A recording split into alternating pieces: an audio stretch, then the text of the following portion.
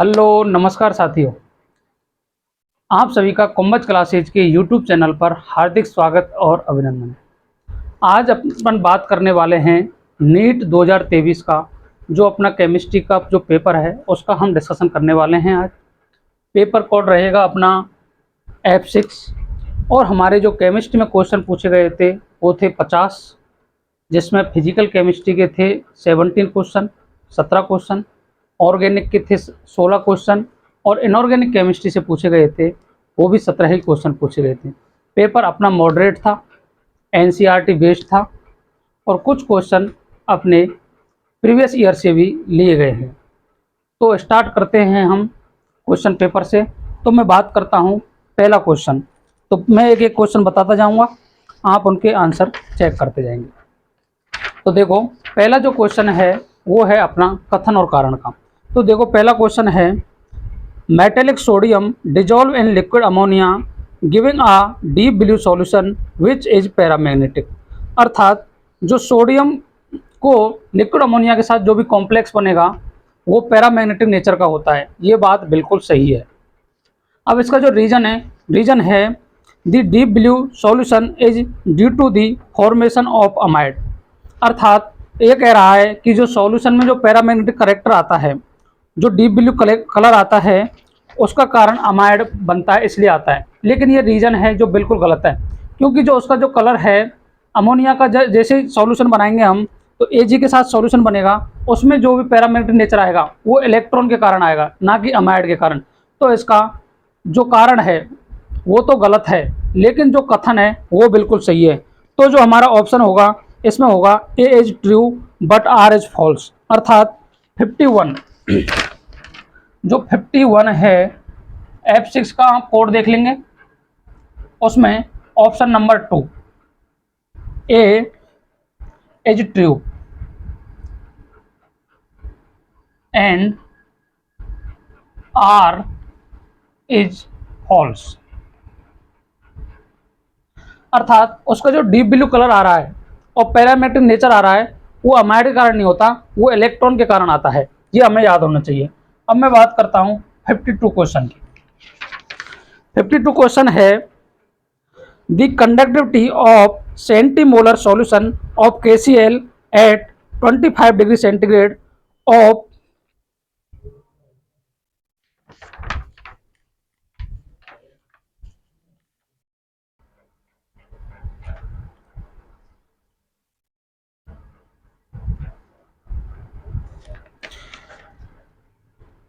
देखो 52 जो क्वेश्चन है वो है the conductivity of centimolar solution of KCl at 25 degree centigrade is 0.02110 ohm inverse Cm inverse and the resistance of the cell containing the solution at 25 degree centigrade is 60 ohm. The value of cell constant।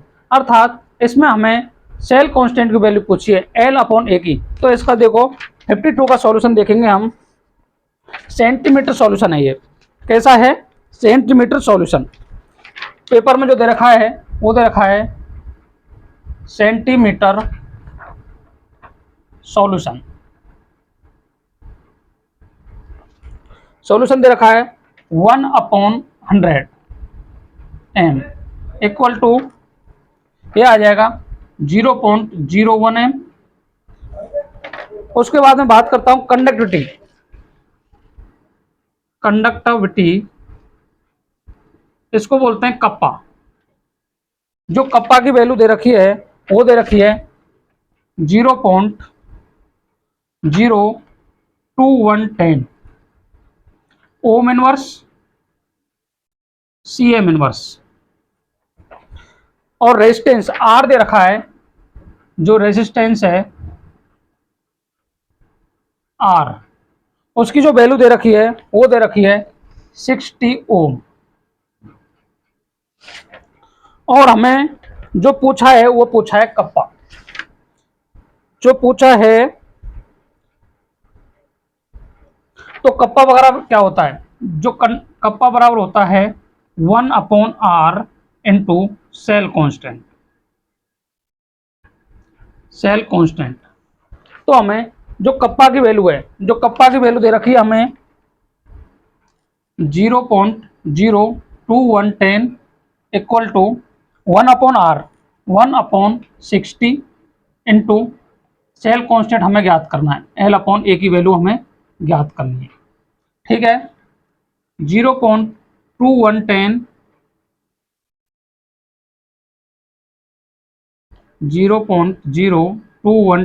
Into 60 equal to L/A। अगर हम इसको देखते हैं तो जो हमारा answer आएगा 1.26 cm inverse. तो हमारा जो 52 का जो आंसर है वो रहने वाला है 2, अर्थात 52 का आंसर भी हमारा 2 रहेगा। तो 51 में भी 2 है और 52 में भी 2 है। अब मैं बात करता हूं नेक्स्ट क्वेश्चन की।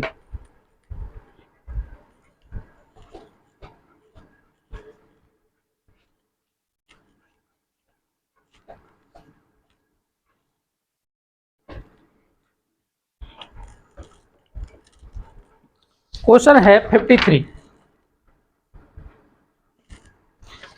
क्वेश्चन है, for a certain reaction the rate दे रखी है, देखो रेट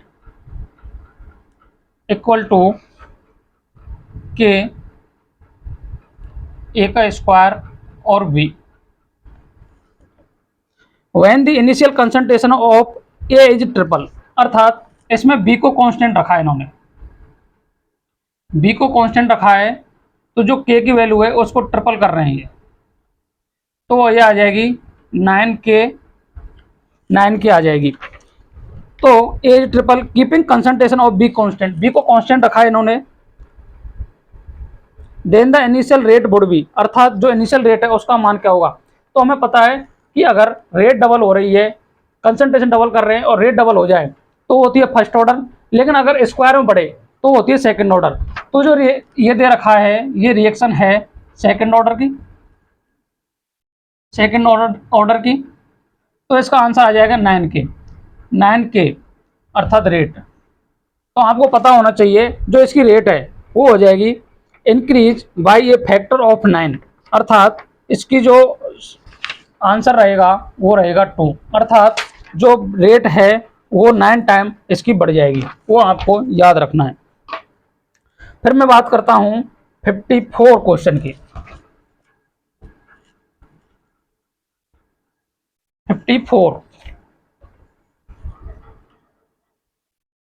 54 क्वेश्चन है, identify the product A is the following reaction, अर्थात एक रिएक्शन दे रखी है ZnHg के साथ में और ये इसका प्रोडक्ट पूछा है 2H2O। तो देखो रिएक्शन देखेंगे आप,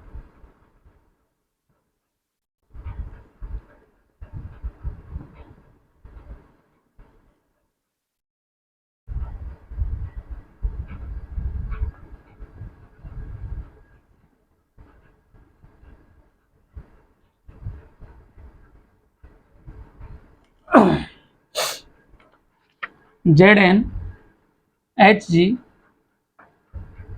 और कंसंट्रेट है HCl, इसका पूछा है ए प्रोडक्ट और 2H2O। तो आप देखेंगे जो ये केस है वो है क्लीमेंसन रिडक्शन का। तो क्लीमेंसन रिडक्शन में क्या होगा कि जहां भी आपको जो कीटोन ग्रुप दे रखे हैं इन पर आप H लगा देंगे, अर्थात इसका रिडक्शन होगा। रिडक्शन का मतलब होता है H का जुड़ना। तो ऐसा ऑप्शन हमें 4 में दे रखा है। 4 में जो ऑप्शन है वो है ये, सबका रिडक्शन करके ये हमारे को H जोड़ देगा। ऐसा ऑप्शन हमारा दे रखा है 4, अर्थात 54 का जो ऑप्शन होगा वो 4 नंबर होगा। फिर मैं बात करता हूं क्वेश्चन नंबर है 55,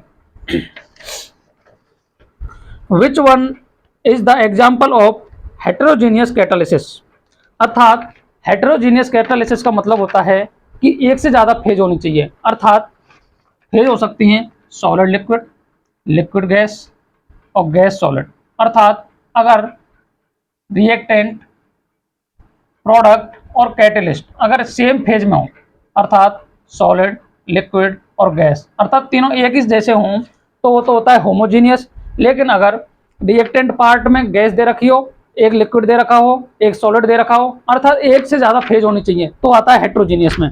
तो आप देखेंगे ये है hydrolysis of sugar catalysis by H, अर्थात शुगर का भी एक्वस सॉल्यूशन होता है और H+ भी एक्वस सॉल्यूशन में होते हैं, तो ये हो नहीं सकता।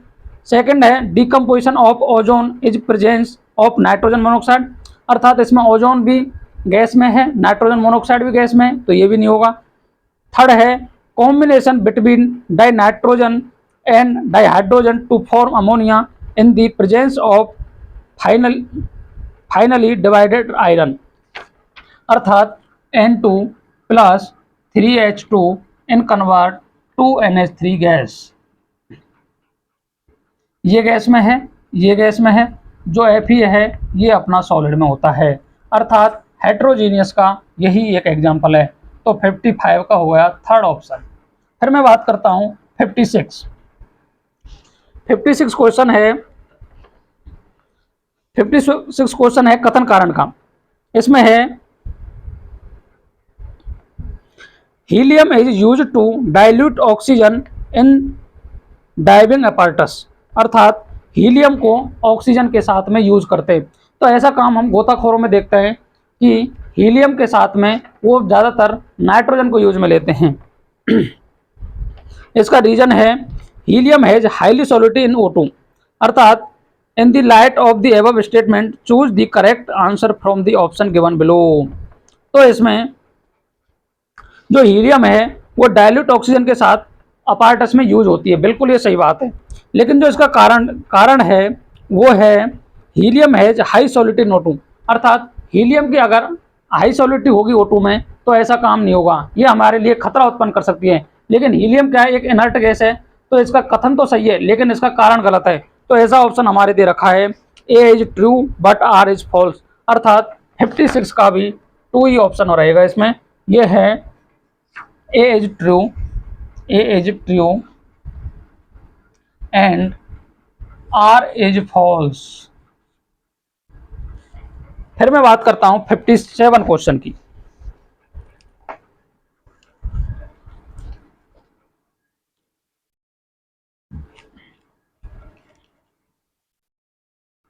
क्वेश्चन 57 क्वेश्चन है अपना, among us the following the total number of species not having 8 electrons around central atom in outermost shell, अर्थात जिनके ऑक्टेट कंप्लीट नहीं है, अर्थात 8 इलेक्ट्रॉन का पालन नहीं कर रही है, ऐसी स्पीसीज देखनी है हमें। तो देखो एक है NH3 57 NH3,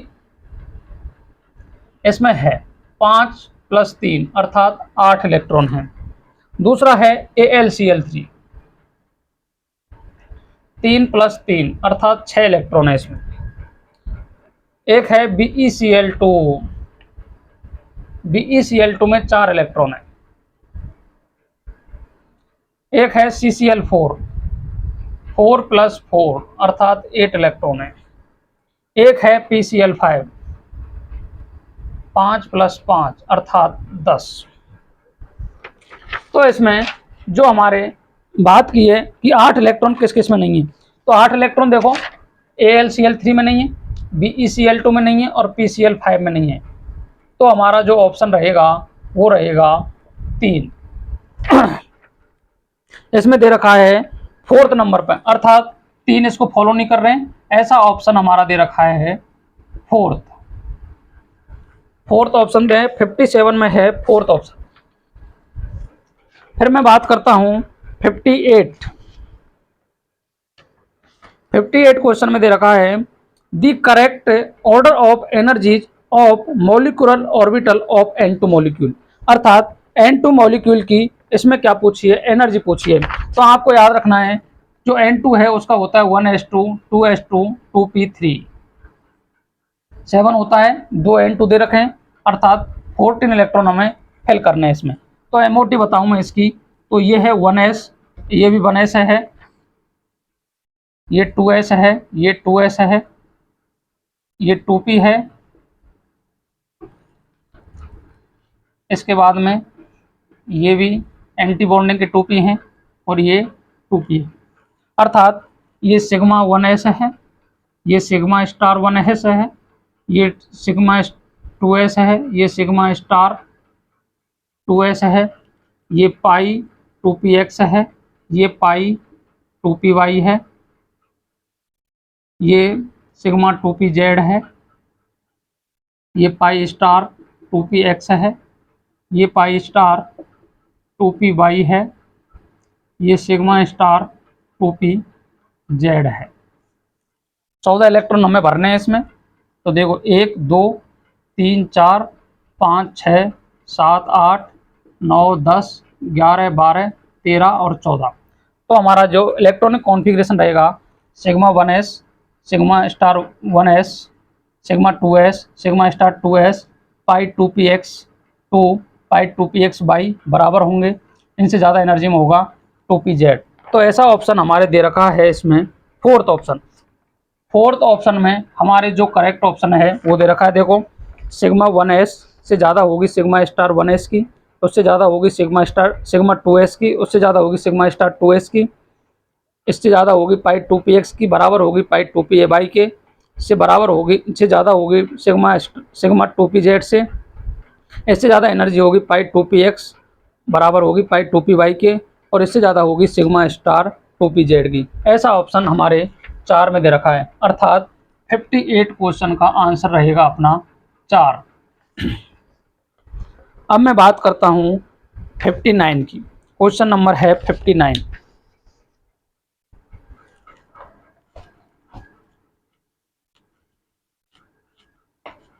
क्वेश्चन नंबर है 59। 59 में क्या बात कर रहा है ये,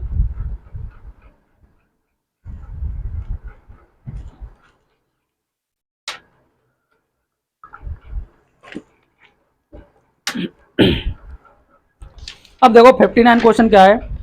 59 है मैच लिस्ट 1 टू लिस्ट 2, अर्थात इसमें एक साइड दे रखा है, देखो 59 में दे रखा है, ए पर है कोक, कोक है, बी पर दे रखा है डायमंड, डायमंड, सी पर दे रखा है फुलरीन, और डी पर दे रखा है अपना graphite.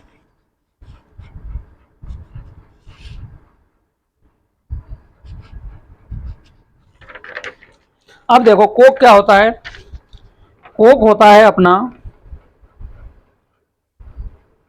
Use as reducing agent, अर्थात अगर आपको कोक का पता नहीं है तो आप डायमंड देख लो, डायमंड में है carbon atoms are sp3 hybridise, अर्थात जो बी है उसका फर्स्ट किस में दे रखा है, तो देखो बी का फर्स्ट 1 और 2 में दे रखा है बस, तो 3 और 4 तो वैसे कट गए हमारे। अब 1 और 2 में से देख लो, उसके बाद फुलरीन है, फुलरीन की जो स्ट्रक्चर है वो होती है केज लाइक मॉलिक्यूल्स, अर्थात सी का हो गया फोर्थ।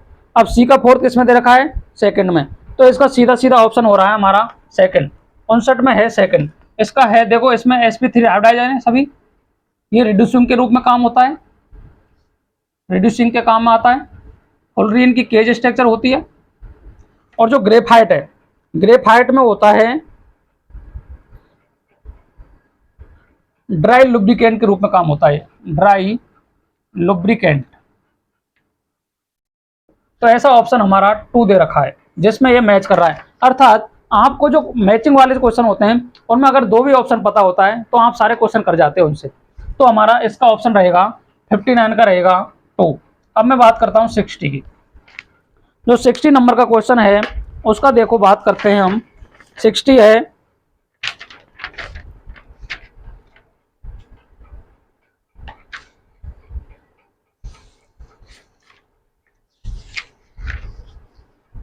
अब 60 नंबर की बात करते हैं, देखो the number of sigma bonds, pi bonds and lone pair of electrons in pyridine respectively are, अर्थात इन्होंने पायरिडीन में, ये बेंजीन की स्ट्रक्चर होती है देखो, और बेंजीन की स्ट्रक्चर पायरिडीन के समान होती है, इसमें एन लगा दो यहाँ, और यहाँ इस पर होता है एक लोन पेयर। ठीक है जी। अब इसमें देखो, ये कार्बन की वैलेंसी 4 तो कंप्लीट हो रही है, एक H यहाँ है, एक H यहाँ है, एक H यहाँ है।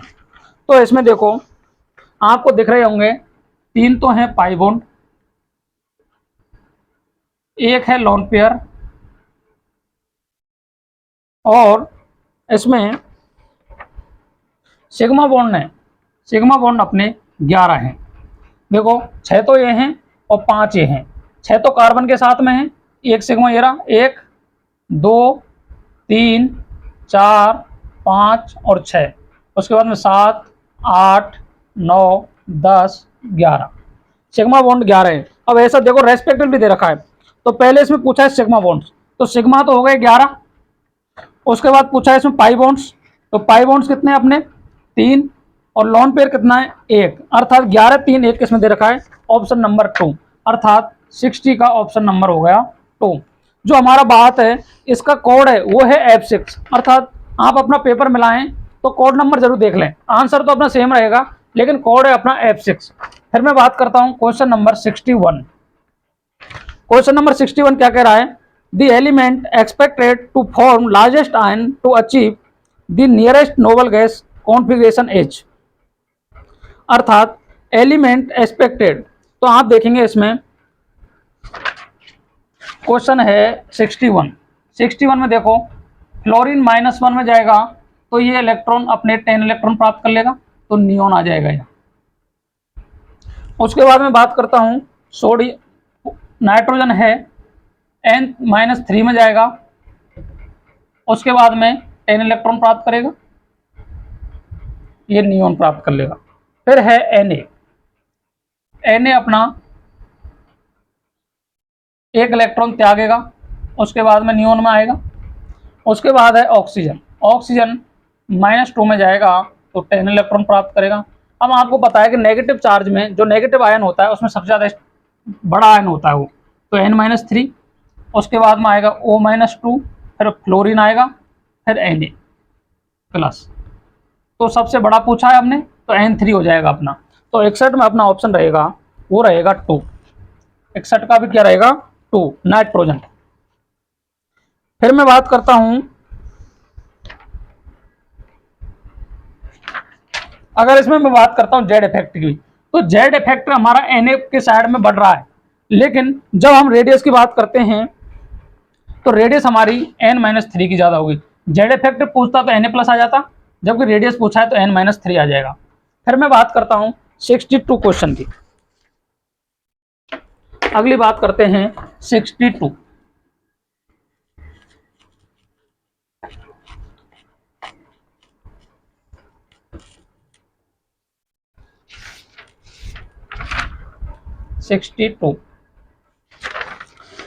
जो 62 क्वेश्चन है वो भी कथन कारण का ही है। वो कह रहा है ये reaction can have zero activation energy, the minimum ex, तो इसका कारण दे रखा है the minimum extra amount of energy absorb by reactant molecule so that their energy becomes equal to threshold value is called activation energy. अब ये जो दे रखा है कथन दे रखा है, तो जो एक्टिवेशन एनर्जी की जो हमारी डेफिनेशन होती है वो होती है मिनिमम एनर्जी, अर्थात जीरो एनर्जी नहीं होती है, मिनिमम होती है। तो हमारा क्या है, जो कथन है वो गलत है, लेकिन जो कारण है वो गलत है। कारण है वो सही है, क्योंकि जो मिनिमम अमाउंट होती है एनर्जी की वही एक्टिवेशन एनर्जी कहलाती है, जो प्रोडक्ट में चेंज करने के लिए काम में आती है। तो इसका जो कथन है वो तो गलत है, लेकिन रीजन इसका बिल्कुल सही दे रखा है। तो इसका ऑप्शन हो जाएगा a is false, A is false and R is correct। अब मैं बात करता हूं क्वेश्चन नंबर 63 की। 63 है consider the following reaction and identify the product P, अर्थात इसमें 3 ब्यूटेन टोल दे रखा है। तो देखो स्ट्रक्चर बनाएंगे इसकी, CH3 CH CH CH3 दे रखा है, CH3 OH, 3 methyl butane toll ये दे रखा है। इस पर क्रिया कर रखी है इसने HBr की, और हमें पूछा है प्रोडक्ट। तो इसके लिए देखेंगे कि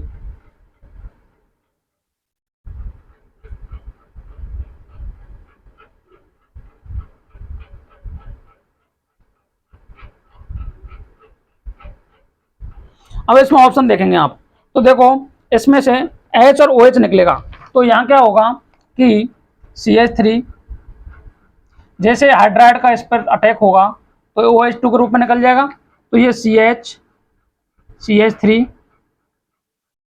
CH ठीक है, यहाँ पॉजिटिव चार्ज आ गया क्योंकि OH के रूप में निकल गया, ये OH2 के रूप में बाहर निकल गया जल के रूप में, इसमें से H2 को बाहर निकाल देंगे। अब ये जो कार्बोकैटायन बना है, अब ये कार्बोकैटायन क्या है 2 डिग्री है, लेकिन अगर इसमें थोड़ा जो कार्बोकैटायन होता है उसमें होता है रीअरेंजमेंट, अर्थात स्टेबल कार्बोकैटायन बनाने के लिए इसका जो कार्बोकैटायन है इसमें होगा 1 to hydride shift, 1 to hydride shift. अब ये हाइड्राइड शिफ्ट होगा तो जो ये पॉजिटिव चार्ज है ये यहाँ आ जाएगा और इसका H चला जाएगा यहाँ, तो हमारी जो स्थिति बनने वाली है वो बनेगी CH3 CH2 CH3, और इस पर अटैक करेगा Br-, ये जो Br- है यहाँ अटैक कर लेगा, तो देखो ये हमारा 3 डिग्री कार्बोकैटायन बन गया, तो स्टेबल कार्बोकैटायन है, तो हमारा प्रोडक्ट भी यही रहेगा। तो ऐसा ऑप्शन हमारे दे रखा है 4 नंबर में, तो 63 का है 4। अब मैं बात करता हूं क्वेश्चन नंबर 64। 64 में देखेंगे असर्शन दे रखा है इन इक्वेशन डेल्टा G बराबर NF in naught cell, value of G depends on N, अर्थात इसमें दे रखा है जो 64 है, 64 जो क्वेश्चन दे रखा है कि डेल्टा G बराबर NF ई नोट सेल है,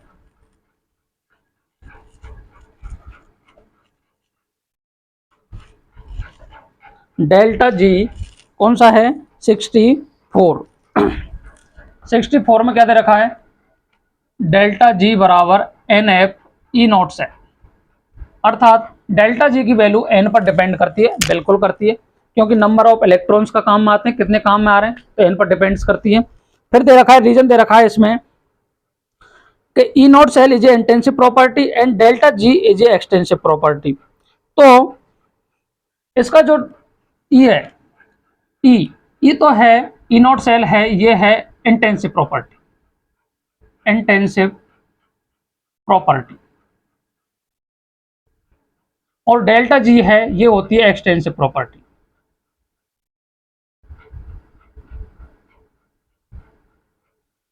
अर्थात जो डेल्टा G की वैल्यू है वो N पर भी डिपेंड कर रही है, N पर डिपेंड करती है, लेकिन जो E की वैल्यू है ये एक परमानेंट वैल्यू होती है, इसका कोई भी काम ये किसी पर भी डिपेंड नहीं करती, इसलिए इंटेंसिव वैल्यू है। तो जो हमारा जो कारण है और कथन है ये दो बिल्कुल सही बात है और दोनों एक दूसरे का सपोर्ट भी कर रहे हैं, तो हमारा जो ऑप्शन रहे वो रहेगा 4, both A and R are true and R is correct explanation of A।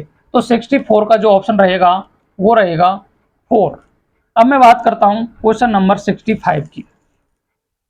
65 है which amongst the following options is correct graphical representation of Boyle's law. तो बॉयल्स लॉ की मैं बात करता हूं, तो बॉयल्स लॉ में आपने देखा होगा कि P समानुपाती होता है 1/V के, इसमें कांस्टेंट होता है अपना टेम्परेचर। P का ग्राफ देखेंगे तो इसका जो ग्राफ आएगा वो आएगा P और 1/V में,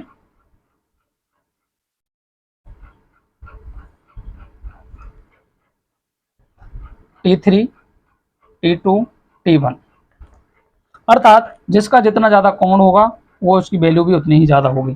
तो इसमें आ जाएगा T3 greater T2 greater T1, अर्थात इसका जो ऑप्शन रहेगा वो रहेगा ए ऑप्शन 65 का। अब देखो इसमें सेकंड ऑप्शन क्यों नहीं रहेगा, क्योंकि सेकंड ऑप्शन P और 1/V के रूप में है, लेकिन उसमें क्या घटता हुआ आ रहा है, जो जितना ज़्यादा एरिया घेरेगा उसकी वैल्यू उतनी ज़्यादा होगी, लेकिन ऐसा मान इसमें कम दे रखा है। ठीक है, थर्ड दे रखा है P और T में जो अपना गैलू-शेक वाला नियम है, और P और B में ये भी अपने काम का नहीं है, तो हमारा 65 में हो जाएगा ऑप्शन नंबर 1, अर्थात टेम्परेचर बढ़ेगा तो स्लोप का मान भी बढ़ेगा। अब मैं बात करता हूं क्वेश्चन नंबर 66।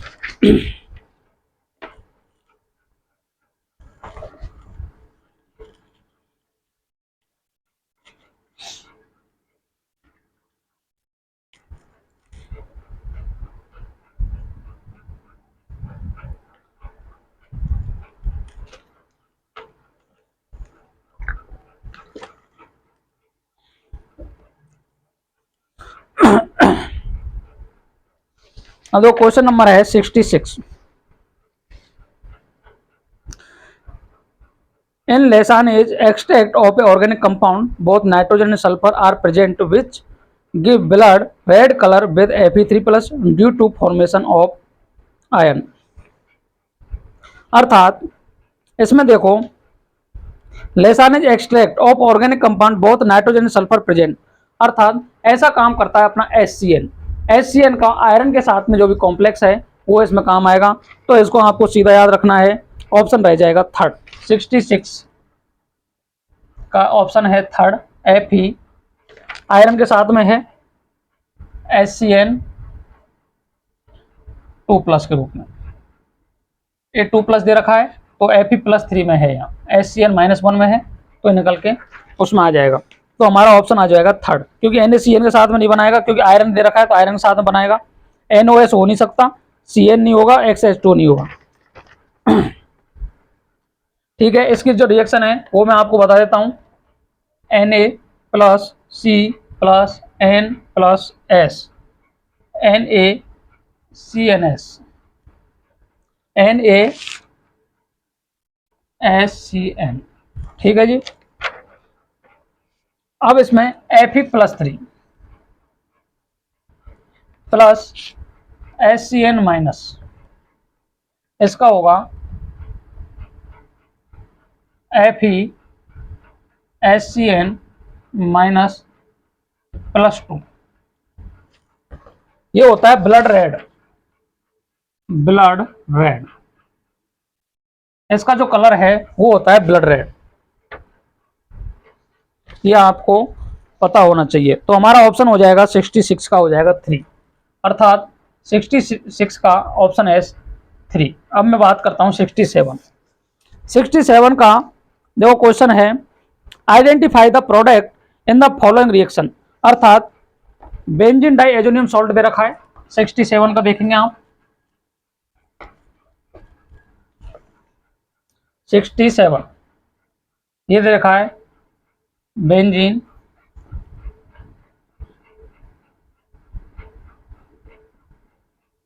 N2Cl, ये प्लस होता है, ये माइनस होता है, पर रिएक्शन कर रखी है CuBr2 की। पहली है Cu2Br2 और HBr, सेकेंड दे रखी है Mg की, Mg और ड्राई ईथर गिरगनार से दे रखी है। थर्ड दे रखा है हाइड्रोलाइसिस, अर्थात वाटर।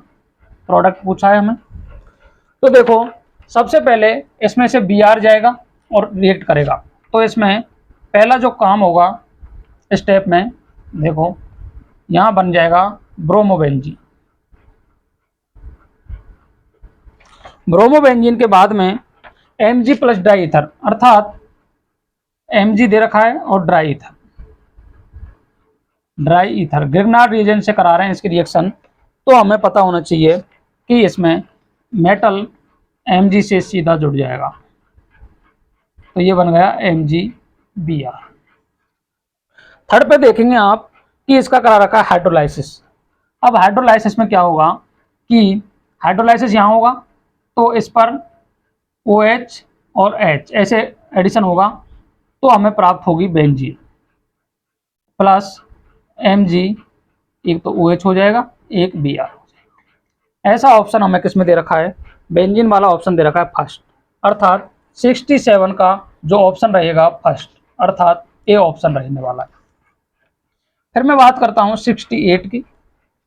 68 क्वेश्चन है, दी करेक्ट स्टेटमेंट बताना है हमें। 68 ये आपको समझ में आ गया, बेंजीन डाइएजोनियम सॉल्ट है ये, इसकी CuBr2 से रिएक्शन कराएंगे तो ब्रोमोबेंजीन बन जाएगा। फिर ग्रिग्नार्ड से कराएंगे तो MgBr जुड़ जाएगा, फिर हाइड्रोलाइसिस करा देंगे फर्दर तो H उधर जुड़ जाएगा, OH उधर जुड़ जाएगा। ये आपको याद रखना है, ऑप्शन नंबर ए में दे रखा है इसका।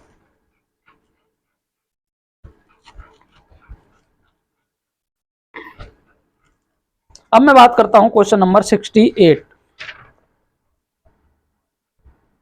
68 क्वेश्चन क्या दे रखा है, the correct statement from the following, अर्थात करेक्ट स्टेटमेंट को हमें छांटना है इसमें से।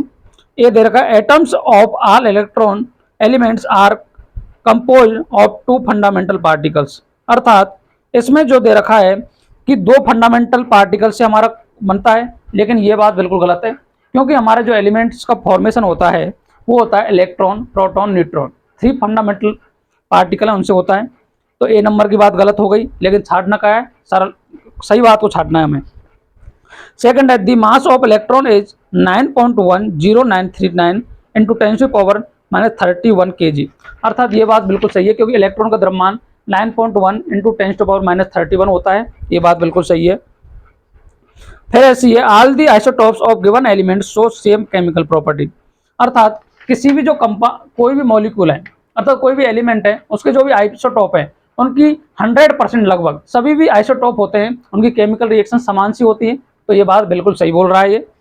डी पर बोल रहा है, protons and electrons are collectively known as nucleons, अर्थात प्रोटॉन और इलेक्ट्रॉन को हम न्यूक्लियन बोलते हैं, ये बात बिल्कुल गलत है। न्यूक्लियन बोलते हैं न्यूट्रॉन और प्रोटॉन को, न्यूक्लियन बोलते हैं न्यूट्रॉन प्लस इलेक्ट्रॉन को बोलते हैं न्यूक्लियन, जबकि प्रोटॉन इसमें गलत बात दे रखी है, ये बात बिल्कुल गलत है। और ई दे रखी है, Dalton's atomic theory regarded then atom as an ultimate particle of matter, ये बात बिल्कुल सही है, क्योंकि एक पार्टिकल अल्टीमेट ऑफ एटम्स का पार्टिकल ऑफ मैटर से बना हुआ होता है, अर्थात जो हमारा ऑप्शन हो जाएगा इसमें हो जाएगा थर्ड, अर्थात 68 का ऑप्शन रहेगा थर्ड, अर्थात इसमें बी, सी और ई करेक्ट बात है। फिर मैं बात करता हूं 69 की, क्वेश्चन नंबर है 69।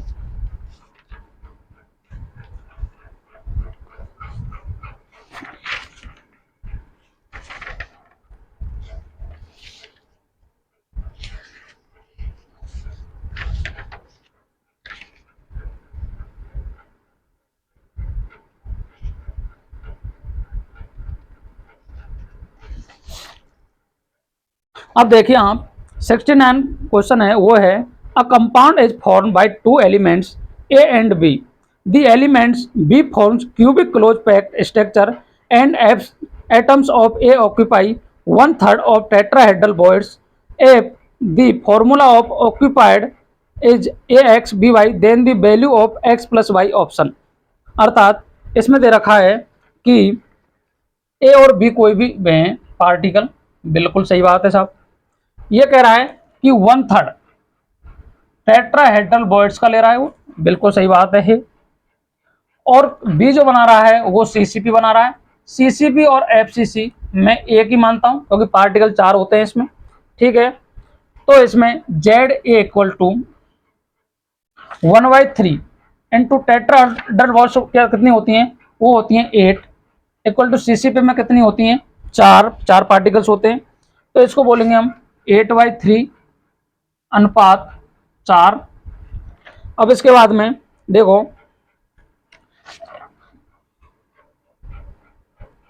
अब यह है, इसको 2 बार काट दूं मैं, 2/3 1, 3 को इधर मल्टीप्लाई कर दूं तो इसका आ जाएगा 2:3। अब इसने कहा है कि ए एक्स बी वाई कोई भी मॉलिक्यूल है, ए एक्स बी वाई से इसको कंपेयर करना है, तो A2B3 करना है, एक्स प्लस वाई की वैल्यू हमें ज्ञात करनी है, ए का मान 2 रख दो, बी का मान 3 रख दो, तो 5 आ गया। तो ऐसा ऑप्शन हमें किस में दे रखा है भैया, ऐसा ऑप्शन दे रखा है हमें 4 नंबर का। 69 में ऑप्शन है 4, 5, अर्थात ऑप्शन नंबर 4 में दे रखा है 5, अर्थात आंसर अपना रहेगा 5, यह आपको याद रखना है। तो जो 69 का ऑप्शन रहेगा वो रहेगा 4। अब मैं बात करता हूं 70 question, question number 70। Question number 70, question number 70 क्या कह रहा है, देखो इसमें स्टेटमेंट दे रखे हैं दो, आपको करना है इसमें से करेक्ट आंसर का चूज करना है। वो फर्स्ट स्टेटमेंट है, a unit form by a attachment of a base to first position of sugar is known as nucleoside. बिल्कुल, अगर फर्स्ट पोजीशन पर कोई भी शुगर के बेस जुड़ा हुआ है फर्स्ट पे, तो उसको न्यूक्लियोसाइड बोलते हैं। बिल्कुल बात बिल्कुल राइट है ये। सेकंड है, when nucleoside is linked to phosphorus and at 5 position of sugar moiety be get nucleotide. ये बात बिल्कुल गलत है। अर्थात जो न्यूक्लियोसाइड है उसकी जो फर्स्ट पोजीशन है उस पर अगर बेस जुड़ा होगा तो उसको हम न्यूक्लियोसाइड बोलते हैं। लेकिन अगर 5 पर कोई भी फॉस्फोरस ग्रुप जुड़ा हुआ है तो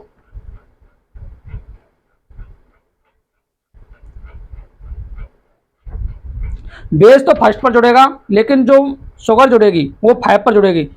तो फॉस्फोरिक एसिड 5 पोजीशन पर, शुगर में न्यूक्लियोटाइड।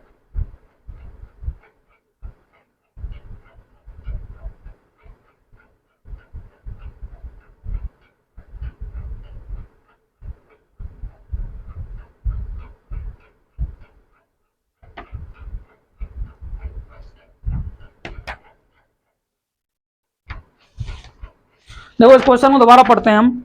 ये दे रखा है कि ये unit form by the attachment of base to first position of sugar is known as nucleoside. अर्थात फर्स्ट पोजीशन पर अगर बेस जुड़ा हुआ है तो उसको न्यूक्लियोसाइड बोलते हैं। बिल्कुल बात सही है। सेकंड ऑप्शन दे रखा है, when nucleoside is linked to phosphorus acid and 5 position of sugar moiety be can get nucleotide. अर्थात उसको न्यूक्लियोटाइड नहीं बोलते। तो हमारा सेकंड ऑप्शन हो जाएगा इसमें गलत। तो हमारा जो ऑप्शन रहेगा 70 का रहने वाला है 2। जो 70 का ऑप्शन है 2, फर्स्ट तो करेक्ट है, देन सेकंड है इनकरेक्ट, अर्थात फॉल्स है वह। फिर मैं बात करता हूं 71 की। ऑप्शन नंबर है 2। 71 में क्या दे रखा है, which among the following molecules on polymerization product produce propene. तो हमारा ऑप्शन हो जाएगा इसका क्लोरोप्रीन। ये आपको याद रखना है, न्यूप्रीन का जो बहुलक है वो क्लोरोप्रीन से होता है। तो इसका ऑप्शन हो जाएगा फर्स्ट, अर्थात CH2 double bond CH double bond CH2 Cl। इसको बोलते हैं 2 क्लोरो 1,3 बीटा डाइईन, अर्थात ये ऑप्शन दे रखा है ए में। अब मैं बात करता हूं 72 की। 72 है, talking stability of factor which one of the following represents correct relationship.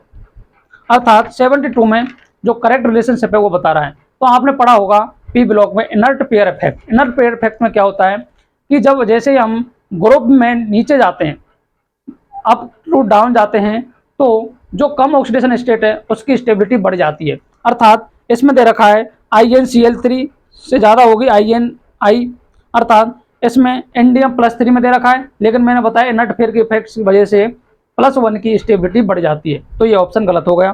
Second दे रखा है AlCl ग्रेटर देन AlCl3, अर्थात AlCl की भी AlCl3 से ज़्यादा होगी।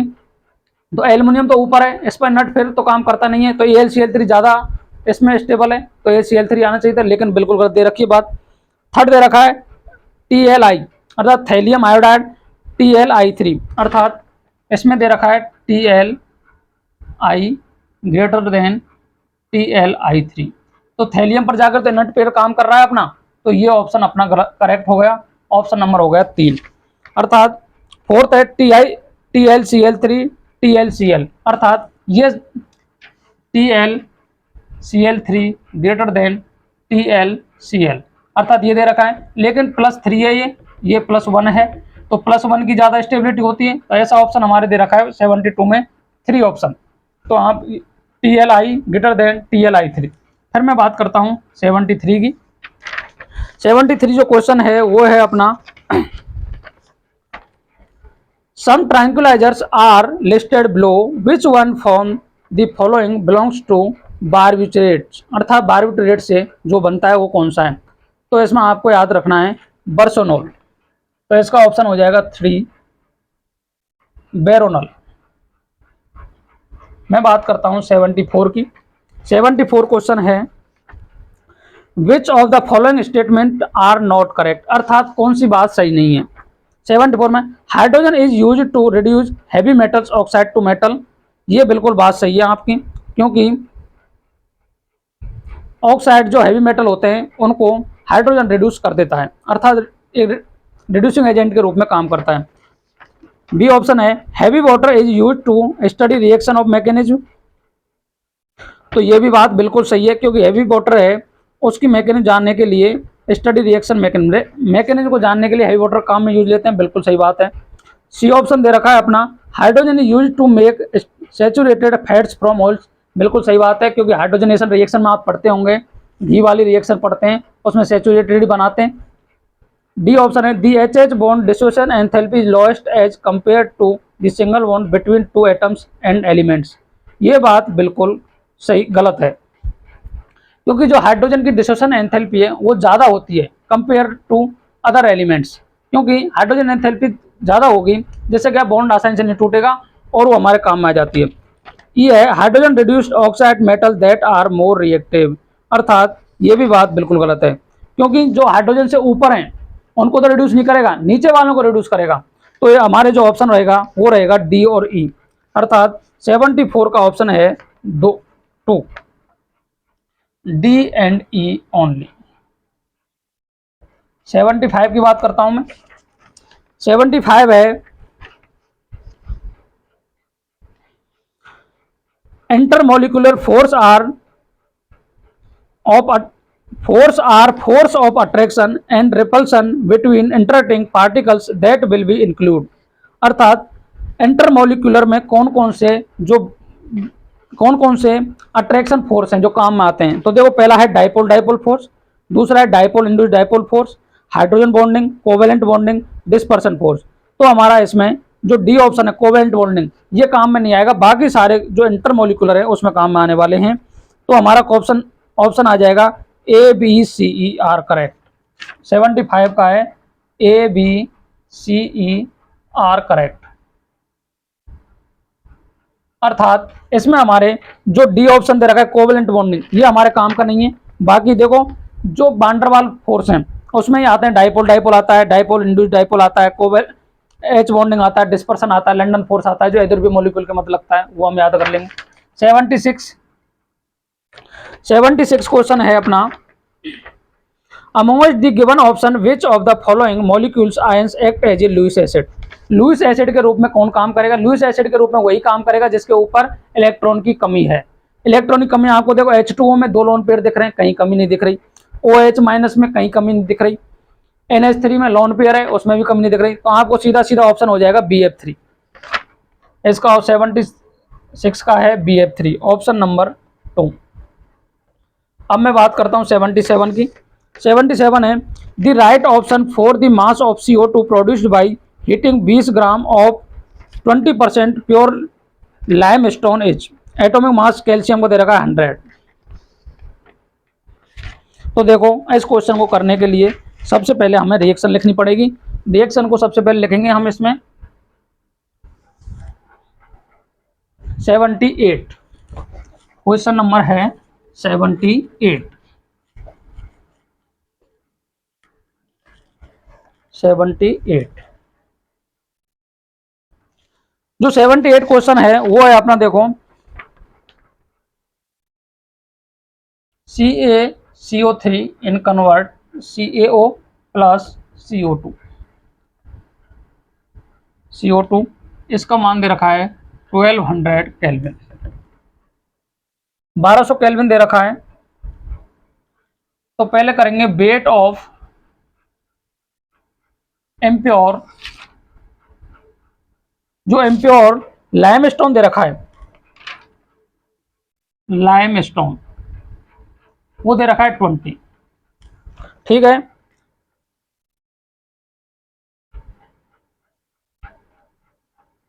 और जो इम्प्योरिटी है इसमें ये देखा है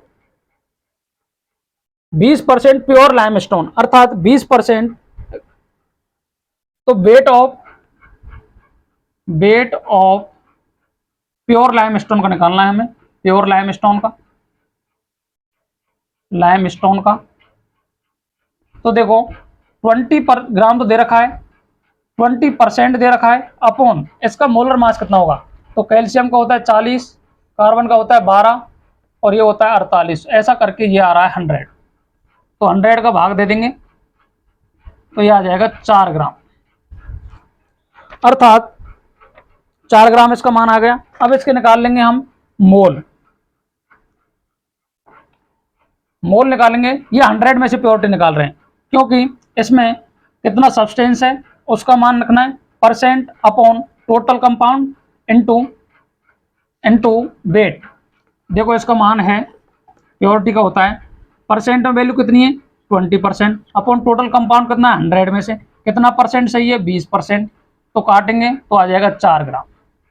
अब मैं बात करता हूँ मोल की। मोल CaCO3 के मोल निकालेंगे तो W/M, W कितना दे रखा है 4 ग्राम, मोलर मास कितना है 100 अपॉन 0.04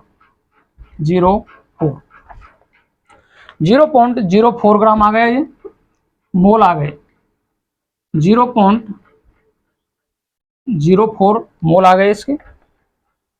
उसके बाद में देखो CaCO3 है, इसके 0.04 मोल से हमें ज्ञात करने हैं। अब W निकालना है, WCO2, ये तो मोल निकल गए, अब निकालना है हमने WCO2। तो WCO2 के लिए क्या करेंगे, ये W निकालना है तो N इंटू M कर देंगे, अर्थात मोल का गुणा मोलर मास से कर देंगे। तो देखो मोल कितने आ गए 0.04 इंटू कितना दे रखा है CO2 का निकालना है। CO2 का जो मोलर मास है 12 + 32 अर्थात 44 से मल्टीप्लाई कर देंगे इसको। तो देखो 4 चौका 16, 4 चौका 16 और 1 17, 1.76 ग्राम, अर्थात ऐसा ऑप्शन किसमें दे रखा है अपना ए ऑप्शन, 78 का होगा ए ऑप्शन। सबसे पहले हम क्या करेंगे, देखो इसमें ऐसा क्वेश्चन किया होगा आपने कि सबसे पहले तो हमको रिएक्शन याद करनी है, फिर उसकी प्योरिटी निकालनी है, प्योरिटी का परसेंट में मान निकालेंगे कितना परसेंट है इनटू कितना कंपाउंड का मान है। तो 20 ग्राम दे रखा है, कितने में से दे रखा है 20% है, कितने में से दे रखा है 100 में से, 20 इंटू 20 अपॉन 100 कर लेंगे तो 4 ग्राम आ जाएगा। उसके बाद में निकाल लेंगे इसके मोल निकालेंगे तो CaCO3 का मोलर मास होता है 100, 4/100 करेंगे तो 0.4 मोल आ गए CaCO3। 0.4 मोल से कितना बन रहा है, तो आपको याद करना है कितना बन रहा है CO2 पूछा है। तो CO2 निकालने के लिए क्या करेंगे कि जो W निकालेंगे कितना वेट निकल रहा है, मोल निकालेंगे जब तो निकल जाएगा, लेकिन निकालेंगे तो देखो ये मोल का एक ही फॉर्मूला है जो सार्वत्रिक है, N बराबर W/M। N बराबर निकालेंगे तो N का मान दे दिया 0.4 से CO2 कितना बन रहा है 1:1 है, तो 0.4 से 0.4 ही बनेगा क्योंकि इसका कोफिशिएंट 1 है, इसका भी 1 है तो 1 ही बनेगा। उसके बाद में क्या करेंगे कि जो मोलर मास है 44 मोलर मास को यूज में लेकर के W निकाल लेंगे, W निकालने के बाद में आएगा 1.76 ग्राम, तो हमारा ऑप्शन हो जाएगा 1। ऐसा ही आपने किया होगा इसको। सेकंड बात करता हूं मैं 78 क्वेश्चन के बाद में बात करता हूं 79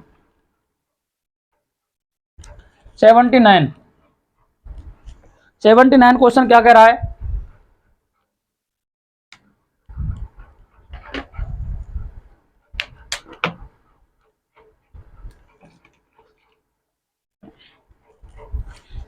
क्वेश्चन नंबर है 79।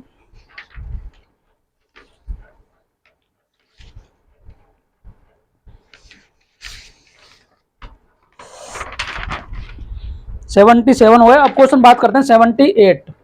क्वेश्चन नंबर है 78। 78 क्वेश्चन कह रहा है the relation between n m equal to the number of permissible values of magnetic quantum number m for the given value of azimuthal quantum number LH। तो देखो जो ml होता है +L2 -L, और इसको ऐसे भी लिख सकते हैं -L2 +L, ठीक है। अब जो और इसका जो फॉर्मूला एक ही और होता है 2l+1, 2l+1 होता है, 2l+1 में ml। अब जो ml है, ml को क्या कर रखा है इसने,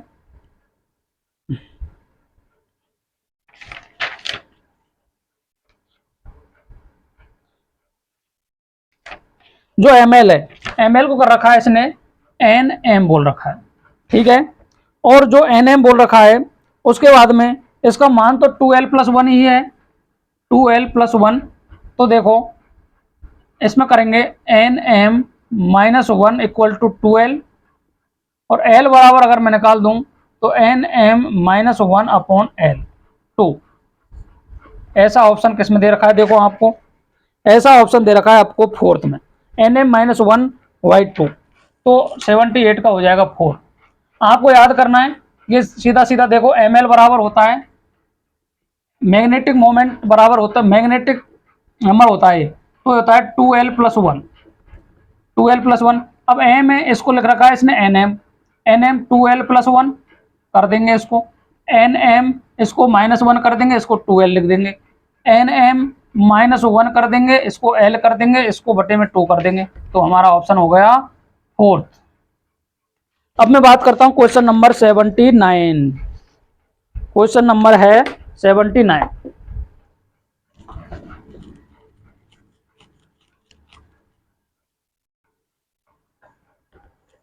क्वेश्चन नंबर है 79।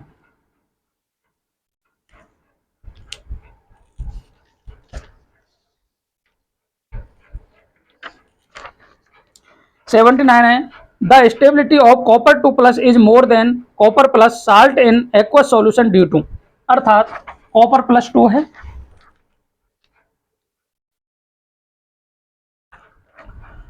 कॉपर +2 है और कॉपर +1 है।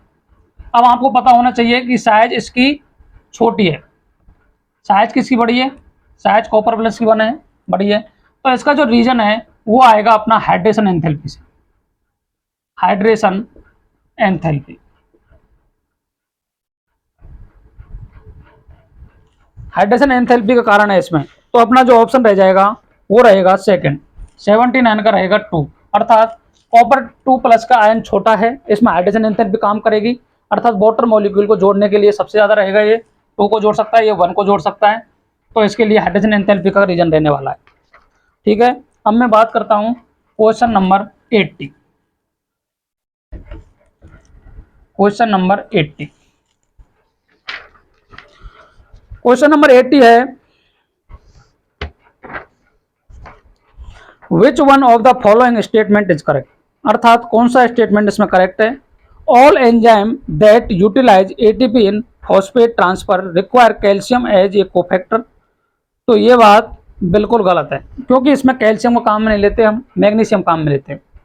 सेकंड है, the bone in human body is an inert and unchanging substance, अर्थात जो बोन होती है, हड्डियाँ होती हैं मानव की, वो अनरिएक्टिव होती हैं और अनचेंज रहती है, ऐसा बिल्कुल गलत बात है ये, क्योंकि ये चेंज भी हो जाती हैं और सब्सटेंस की वैल्यू भी इसमें चेंज हो जाती है, तो ये भी गलत बात है। थर्ड है, Mg plays roles in a neuromuscular function and inter neural transmission, ये भी बात गलत है, क्योंकि एमजी रोल नहीं करता है उसमें। फोर्थ ऑप्शन है इसमें, the daily requirement of Mg and calcium in the human body is estimated to be 0.2 0.3 gram, अर्थात जो हमारी एनसीईआरटी है उसमें दे रखा है 200 mg से 300 mg हमारे लिए कैल्शियम और मैग्नीशियम की आवश्यकता होती है, ये एनसीईआरटी से पूछा हुआ क्वेश्चन है। तो जो 80 क्वेश्चन है उसका ऑप्शन रहेगा अपना फोर्थ। अब मैं बात करता हूँ 81 की। 81 है, which of the following reaction will not give primary amines as the product, अर्थात CH3CN का अगर कराएंगे तो हमें प्रोडक्ट जो प्राप्त होगा वो होगा CH3CH2NH2, CH3NC से LiLH4 के रूप में कराएंगे तो हमारे जो प्रोडक्ट प्राप्त होगा वो CH3NHCH3, अर्थात जो ऑप्शन नंबर 2 है वो हमारा ऑप्शन रहने वाला है इसमें, विच of the reaction give the primary amines, तो इसमें ऑप्शन रहेगा 2। तो देखो 81 को मैं सॉल्यूशन कर देता हूं, CH3CN कि अगर रिएक्शन करा देता हूं मैं LiAlH4 से और इसमें H3O पॉजिटिव, तो जो हमारा प्रोडक्ट बन के आएगा वो आएगा CH3CH2NH2। तो आपको दिख रहा होगा ये 1 डिग्री एमीन। दूसरा ऑप्शन दे रखा है इसमें CH3NC, CH3NC वही कैटलिस्ट है इसमें। इसमें जो प्रोडक्ट बन के आएगा अपना आएगा CH3NH ये 2 डिग्री एमीन है। थर्ड ऑप्शन दे रखा है इसमें CH3CONH2, ये हॉफमैन ब्रोमाइड अभिक्रिया है, इस पे भी यही काम कर रहा है ये। इसमें काम आएगा CH3CH2NH2, ये भी 1 डिग्री एमीन ही है। फोर्थ ऑप्शन है अपना CH3CONH2, इस पर रिएक्शन करा रहा है ये Br2KOH की, Br2 प्लस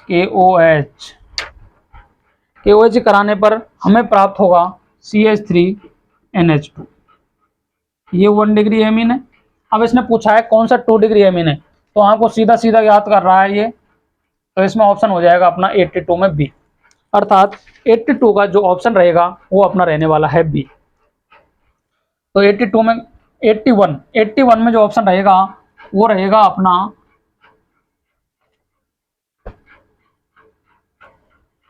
2 ऑप्शन, अर्थात 2 नंबर का ऑप्शन रहेगा। अब मैं बात करता हूं 82 की। 82 क्वेश्चन है कि दी गिवन कंपाउंड, ये दे रखा है CH2CH3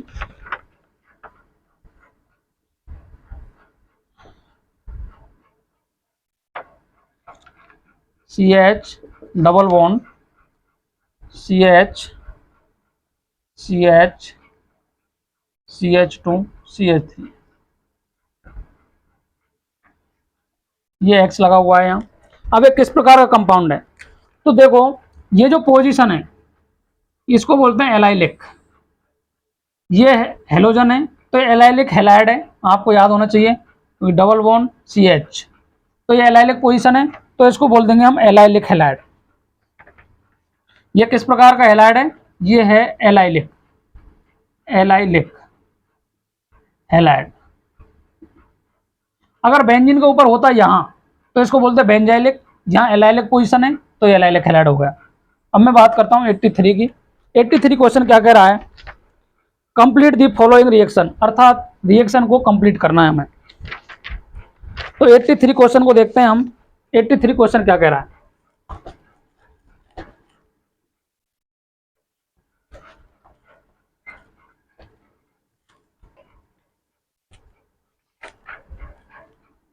क्वेश्चन है 83 कह रहा है question, complete the following reaction. ये कोई साइक्लोपेंटेनोन दे रखा है, इस पर क्रिया कराई है HCN की।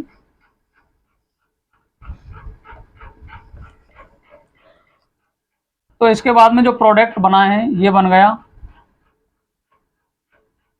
इधर CN इधर OH,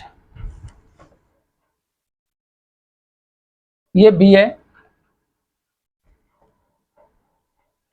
फिर कंसंट्रेट H2SO4 लिया है इसमें काम में, कंसंट्रेट H2SO4 लिया है काम में और हीट किया है इसको।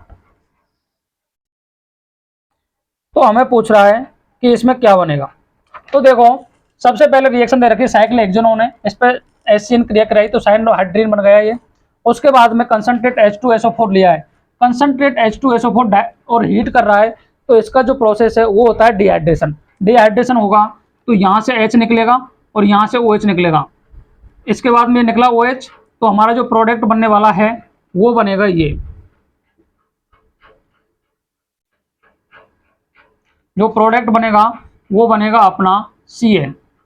फिर कह रहा है ये कि CN को आगे फर्दर हीट करके हाइड्रोलाइसिस कराया है, इसका हाइड्रोलाइसिस कराया है। हाइड्रोलाइसिस पे क्या होगा कि जो भी ये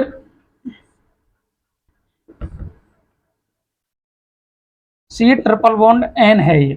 अब इसका HOH से करा देंगे आप, तो देखो H इधर जुड़ गया, OH इधर जुड़ गया, H इधर जुड़ गया, OH इधर जुड़ गया, ठीक है। अब इसमें से जुड़ के ये कार्बोक्सिलिक एसिड बना देगा, अर्थात ये H यहाँ से निकल जाएगा और ये NH3 के रूप में बाहर निकल जाएगा।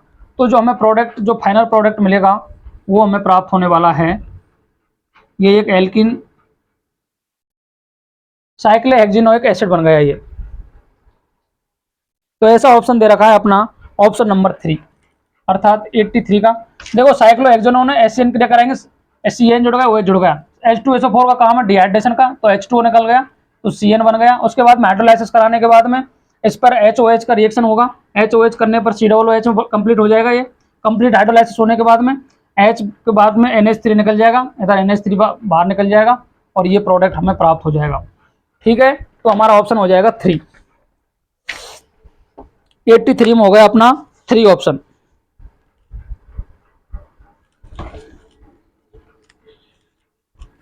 एट्टी 83 में ऑप्शन नंबर हो गया 3।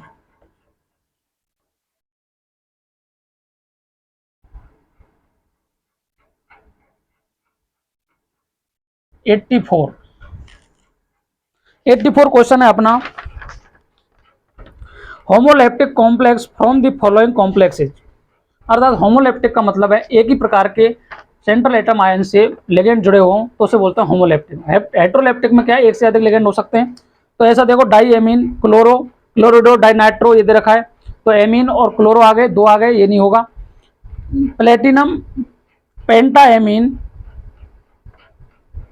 Carbon, carbonato, cobalt, third chloride, तो इसमें पेंटा एमीन आ गया और carbon, कार्बोनेटो,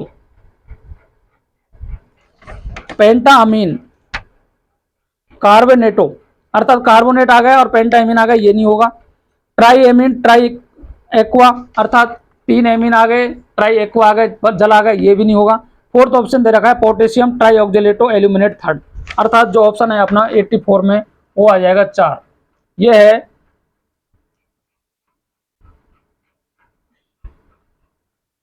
potassium try oxalato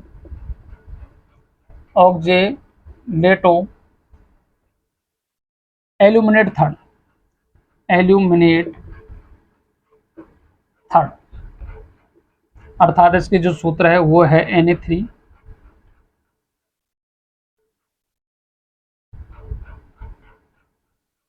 aluminium C2O4, ये इसका सूत्र है 3। इसके बाद मैं बात करता हूं 85 की।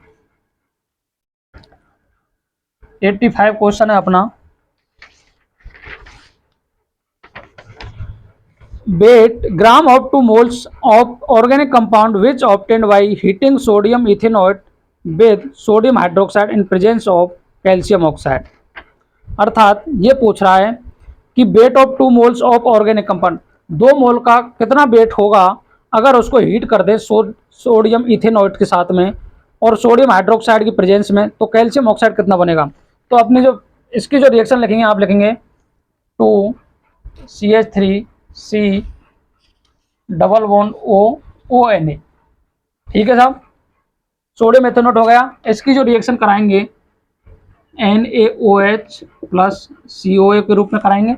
उसके बाद में बन रहा है 2CH4, अर्थात यहाँ से ये CO2 निकल जाएगी बाहर और ये NaOH निकल जाएगा, ये 2CH3 बच जाएगा, यहाँ से NaOH में से NaO यहाँ जुड़ जाएगा और ये H जुड़ जाएगा, तो हमें 2CH4 प्राप्त हो रहे हैं। 2CH4 वेट निकालना है हमें, वेट क्या होता है WIGHT, वेट 2 × CH4, अर्थात N बराबर W/M से निकाल लेंगे। N को कितना मान दे रखा है 2, W हमें ज्ञात करना है, मोलर मास कितना होता है 16, तो 16 × 2 करेंगे तो 2 × 16 बराबर 32, अर्थात 32 ग्राम इसका आंसर आ गया।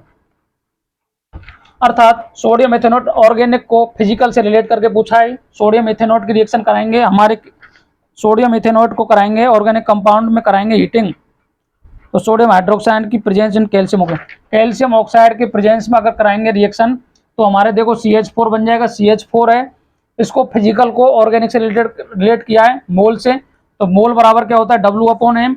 W/M का मतलब है n का मान दे रखा है 2, W हमें ज्ञात करना है x, मोलर मास होता है CH4 का 16, तो 16 × 2 कर देंगे तो 32 आ जाएगा। तो ऐसे करके हमारा ऑप्शन रहने वाला है इसमें अपना भाई साहब, कितना कौन सा रहेगा ऑप्शन, ऑप्शन रहेगा अपना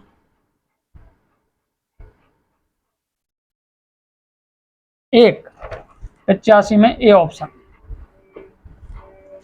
अब मैं बात करता हूं क्वेश्चन नंबर 86 की। 100 क्वेश्चन है अपने कंप्लीट, और पूरे 100 के 100 क्वेश्चन हम करने वाले हैं इसमें।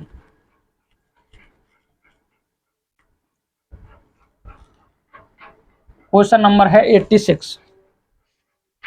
86 कह रहा है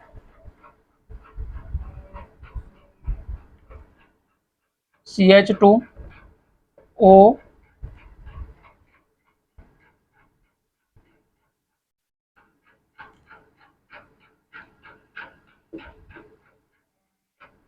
इसकी रिएक्शन कराइए HI की प्रेजेंस में,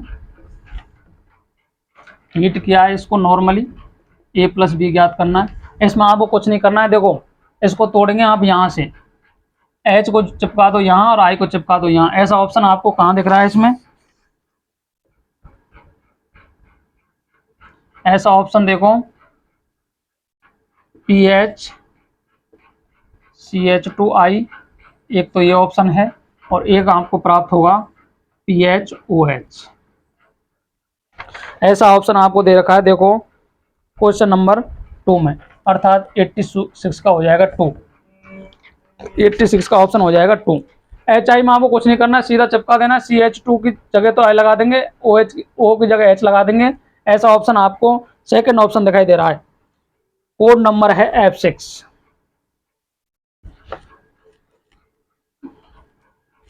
अब बात करता हूं मैं 87, क्वेश्चन नंबर है 87। 87 क्या कह रहा है,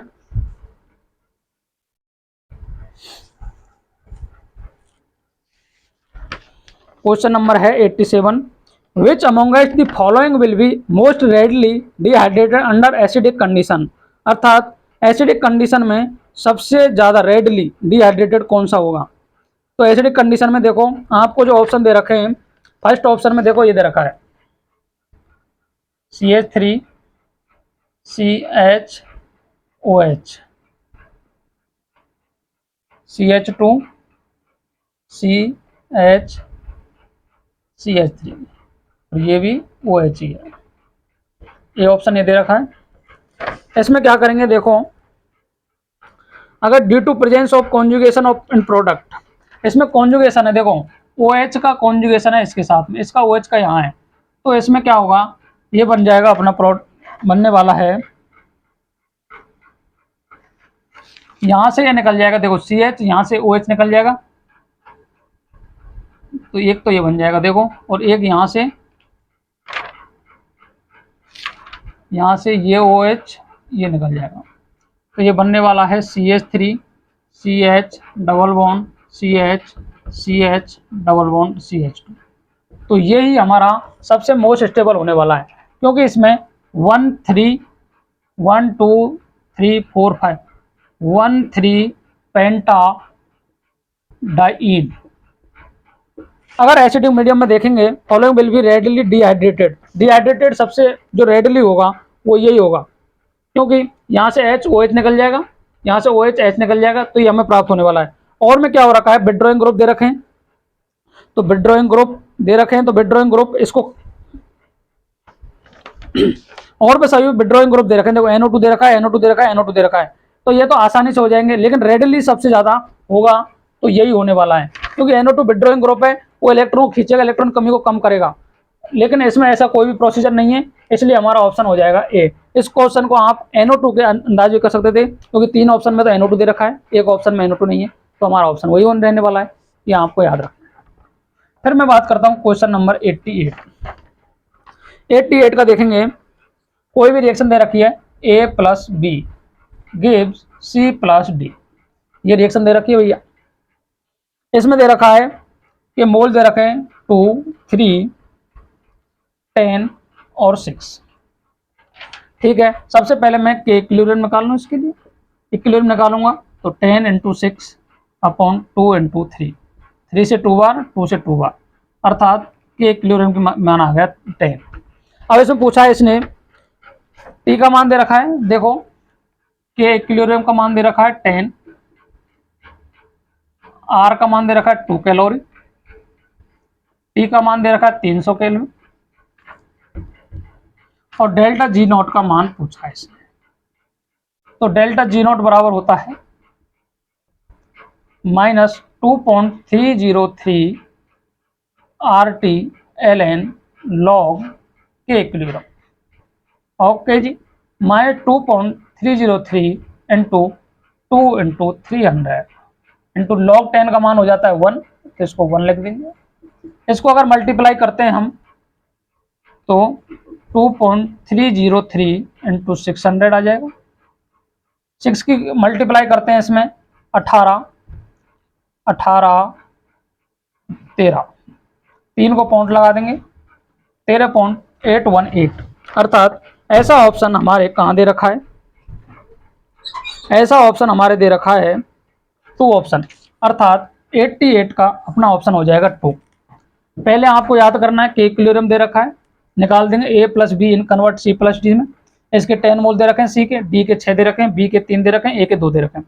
कि इक्विलिब्रियम में निकाल देंगे product upon reactant, product upon reactant से निकालेंगे तो इसकी वैल्यू आ जाएगी 10। के इक्विलिब्रियम का मान हो गया 10, आर का मान दे रखा है 2 कैलोरी, टी का मान दे रखा है 300 केल्विन, डेल्टा जी पूछा है।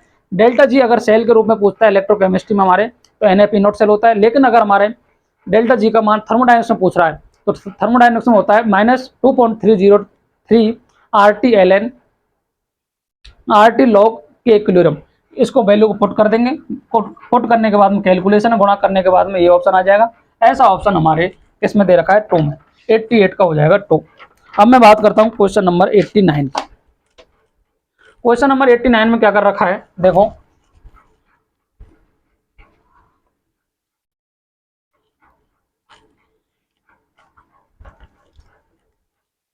क्वेश्चन नंबर 89 है, given below are 2 statement. 2 statement दे रखे हैं।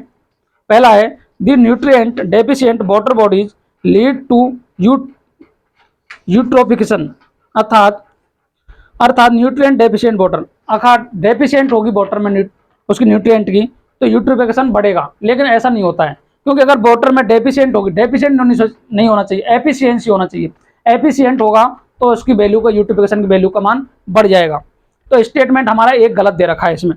सेकंड दे रखा है eutrophication lead to decrease in the level oxygen in the water bodies in the light and the above statement choose the correct answer from the option below. तो देखो इसमें statement एक तो गलत दे रखा है और बी है सही, तो statement 1 is incorrect but statement 2 is true, अर्थात न्यूट्रिएंट की डेफिशिएंट नहीं होनी चाहिए थी, एफिशिएंट होता तो इसका मान सही हो जाता। तो ऐसा हमारे लिए ऑप्शन रहने वाला है अपना रहेगा 3। स्टेटमेंट इज 89 में देखो स्टेटमेंट फर्स्ट तो है इनकरेक्ट और जो स्टेटमेंट सेकंड है ये तो है करेक्ट। इनकरेक्ट क्यों हो गया, क्योंकि उसमें एफिशिएंट उसमें दे रखी है अपनी डेफिशिएंट दे रखा है, एफिशिएंट देते तो काम बन जाता, क्यों न्यूट्रिएंट की अगर मात्रा बढ़ेगी तो यूट्रिफिकेशन बढ़ेगा अपना, लेकिन उसमें कमी दे रखी है तो इसलिए स्टेटमेंट हमारा एक गलत हो गया इसमें। ठीक है, तो ऐसा स्टेटमेंट दे रखा है 89 में दे रखा है 3। अब है 90, क्वेश्चन नंबर 90। क्वेश्चन नंबर 90 है which amongst the following option is correct relation between change in enthalpy and change in internal energy। तो देखो डेल्टा एच बराबर होता है डेल्टा ई प्लस NGRT। अगर डेल्टा ई को डेल्टा यू लिख रहा है तो ये भी NGRT होता है। ऐसा ऑप्शन आपको किस में दिख रहा है, देख लेंगे आप। ऐसा ऑप्शन आपको दिखाई दे रहा है ऑप्शन फर्स्ट में, तो 90 का हो जाएगा 1। ये सीधे सीधे स्टेटमेंट के क्वेश्चन है जो आपको करने चाहिए थे। 91 है, 91 है मैच लिस्ट 1 to 2। अब देखो peroxidal, peroxo disulphide sulphuric acid, sulphuric acid, pyrosulphuric acid और सल्फ्यूरस एसिड, इसमें आपको दे रखा है, नाम दे रखे हैं, इसको करेक्ट करवा रहा है। मैं एक एक स्ट्रक्चर बताऊंगा, आप इसको, आपके पास पेपर है उसमें आप मैच कर सकते हो। तो देखो पहले बात कर रहे हैं पर ऑक्सो डाइसल्फ्यूरिक एसिड। पर ऑक्सो देखो ये होता है H2S2O8, ठीक है। यहाँ एस लिखेंगे, यहाँ एस लिखेंगे, यहाँ ओ लिखेंगे, यहाँ ओ लिखेंगे, यहाँ डबल बॉन्ड ओ लिखेंगे, यहाँ डबल बॉन्ड ओ लिखेंगे, आप यहाँ डबल बॉन्ड ओ लिखेंगे, यहाँ डबल बॉन्ड ओ लिखेंगे, यहाँ ओ एच लिखेंगे, यहाँ ओ एच लिखेंगे। ये स्ट्रक्चर आपको आनी चाहिए थी। अब देखो एस डबल बॉन्ड ओ कितने, एस डबल बॉन्ड ओ ऐसे आपको कितने दे रखे हैं, देखो 1 और 2 3 और 4, जिसकी वैल्यू है 4। एस एस ओ एच कितने दे रखे हैं, ये दे रखा है 1। एस ओ एच कितने दे रखे हैं, ये दे रखे हैं 2। ये आपको याद रखने, ये इसमें पूछा है, ये कर देंगे आप। दूसरा क्वेश्चन दे रखा है इसमें H2SO4, H2SO4 की स्ट्रक्चर बनाएंगे, एस लिख लो, यहाँ इधर ओ एच लिख लो, इधर ओ एच लिख लो, यहाँ ओ डबल बॉन्ड ओ लिख लो, यहाँ डबल बॉन्ड ओ लिख लो, कोई परेशानी नहीं होनी चाहिए आपको, ठीक है। अब देखो एस, इसमें देखो एस डबल बॉन्ड ओ कितने, 2, एक तो ये रहा ऊपर, एक नीचे रहा। एस ओ एच कितने, एस ओ एच ये भी 2 ही हैं, एक तो ये रहा, एक ये रहा, ये आपको याद होना चाहिए। थर्ड में बात कर देता हूँ थर्ड है पायरोसल्फ्यूरिक एसिड। पायरोसल्फ्यूरिक एसिड को हम बोलते हैं ओलियम भैया, H2S2O7। अब देखो इसमें कुछ नहीं है, एस ओ एस बॉन्ड है, एक तो डबल बॉन्ड ओ लिख लो, डबल बॉन्ड ओ लिख लो, डबल बॉन्ड ओ लिख लो, डबल बॉन्ड ओ लिख लो, एक ओ एच लगा दो, एक ओ एच लगा दो। देखो H double bond O, H double bond O, H double bond O, H double bond O, ये कितने हो गए, 4। एच डबल बॉन्ड ओ कितने हो गए, 4। एस ओ एस कितने हो गए, 1। एस ओ एच कितने हो गए, ये हो गए 2। ये आपको याद होना चाहिए। फिर बात करते हैं इसमें, लास्ट है सल्फ्यूरस एसिड। सल्फ्यूरस एसिड का सूत्र होता है H2SO3। सल्फ्यूरस एसिड का सूत्र क्या होता है भैया,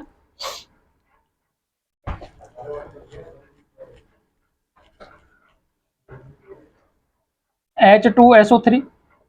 अब इसमें देखो S double bond O, O H और एक ओ एच। अब देखो एच डबल बॉन्ड ओ कितने, एक है। एस ओ एच कितने, ये 2 हैं। ये आपको याद करना है इसमें। अब देख लो भैया, मिला लो इनको। अब देखो पर ऑक्सीडाई सल्फाइड फॉस्फोरिक सल्फ्यूरिक एसिड कौन सा है, पर ऑक्सो डाई सल्फ्यूरिक एसिड। पर ऑक्सो में देखो एक इससे मिलान कर रहा है, ए में थर्ड, क्योंकि 2SOH बॉन्ड है इसमें।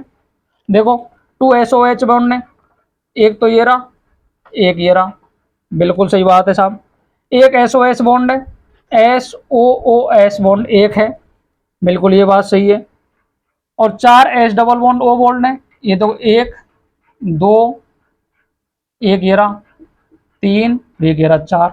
ऐसे मिला लेंगे तो हमारा ए ऑप्शन करेक्ट आ जाएगा। 91 में क्या आ गया, ए ऑप्शन आ गया। अब मैं बात करता हूं क्वेश्चन नंबर 92।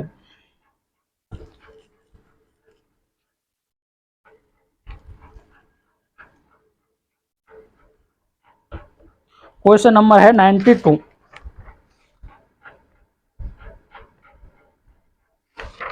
क्वेश्चन नंबर है 92।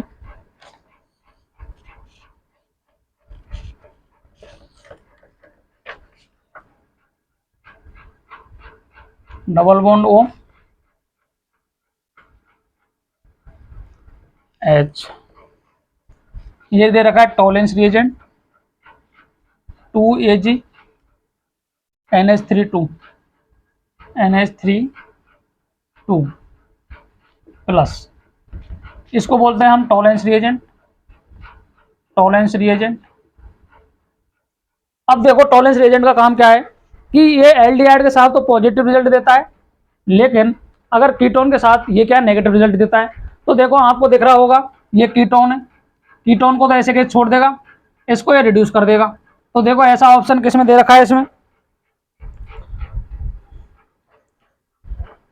तो देखो फर्स्ट ऑप्शन में कीटोन दे रखा है, सेकंड में कीटोन दे रखा है, थर्ड में कीटोन दे रखा है, फोर्थ में कीटोन दे रखा है। अर्थात देखो अगर ये इसको ऑक्सीडाइज करेगा, इसका काम है ऑक्सीडेशन का, तो देखो इसका जो ऑप्शन आएगा ये कीटोन के साथ में तो देता है नेगेटिव रिजल्ट, तो कीटोन को तो ऐसे कैसे रहेगा, लेकिन एल्डिहाइड को ये कार्बोक्सिलिक एसिड में बदल देगा, C double bond O, C double bond O। अर्थात इसका ऑप्शन रहने वाला है अपना, वो रहेगा 2। अर्थात इसके साथ तो नेगेटिव रिजल्ट देगा, तो C डबल बॉन्ड O तो ऐसे एज इट इज रहेगा, लेकिन इसको ऑक्सीडाइज कर देगा, OH देगा, तो इसमें OH देके OH कार्बोक्सिलेट आयन बना देगा, तो इसका ऑप्शन रह जाएगा अपना सेकंड। फिर मैं बात करता हूँ 93 की। 93 क्या है, pumice stone is a example of, pumice stone किसका एग्जाम्पल है, तो आपको याद रखना ये है एक सॉलिड सॉल। प्यूमिस स्टोन क्या होता है, solid sol, solid soil, option number 2। 94,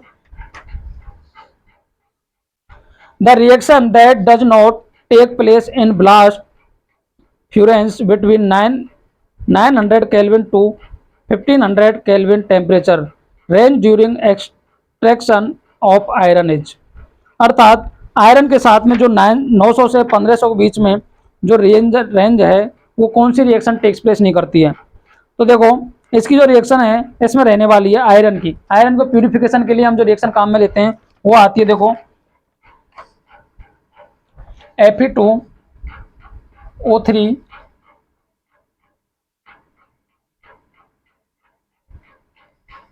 O3 plus CO in convert to FeO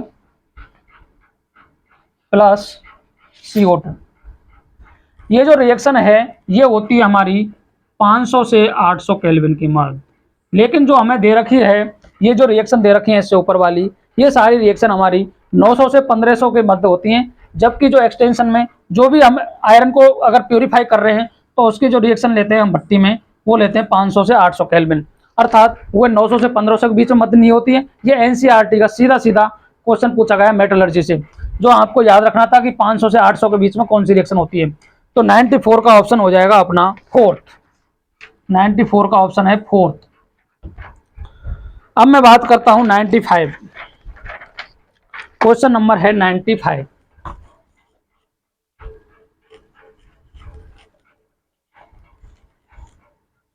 question number है 95। 95 कह रहा है which of the following statement are incorrect, कौन सा स्टेटमेंट इनकरेक्ट है, अर्थात गलत बात है, कौन सी बात है। All the transition metal except scandium from MO oxide which are ionic. अर्थात ये बात सही है क्योंकि जो डी ब्लॉक के जो कंपाउंड हैं वो आयनिक नेचर के होते हैं, ये आपको याद रखना है। सेकंड है गलत बात पूछा है, इनकरेक्ट पूछ रहा है इसमें, तो ये तो सही बात है। The highest oxygen number corresponding to the group number in transition metal oxide is attend SiO3 Mn2O7। अर्थात स्कैंडियम से मैग्नीज तक जाते हैं तो ऑक्सीडेशन नंबर बढ़ता है, अर्थात +7 होता है मैग्नीज का, तो ये भी बात अपनी सही है। फिर थर्ड कह रहा है basic character increase from B2O3 B2O4 to B2O5। अब आप देखेंगे इनमें ऑक्सीडेशन स्टेट, तो B2O5 में +5 ऑक्सीडेशन स्टेट है। तो मैंने आपको पिछले वीडियो में बताया था कि ऑक्सीडेशन नंबर अगर +4 से ज़्यादा है, +5 हो, +6 हो, +7 हो, कोई भी है, तो उनके जो कंपाउंड हैं वो बेसिक नेचर के नहीं होते हैं, वो एसिडिक नेचर के होते हैं।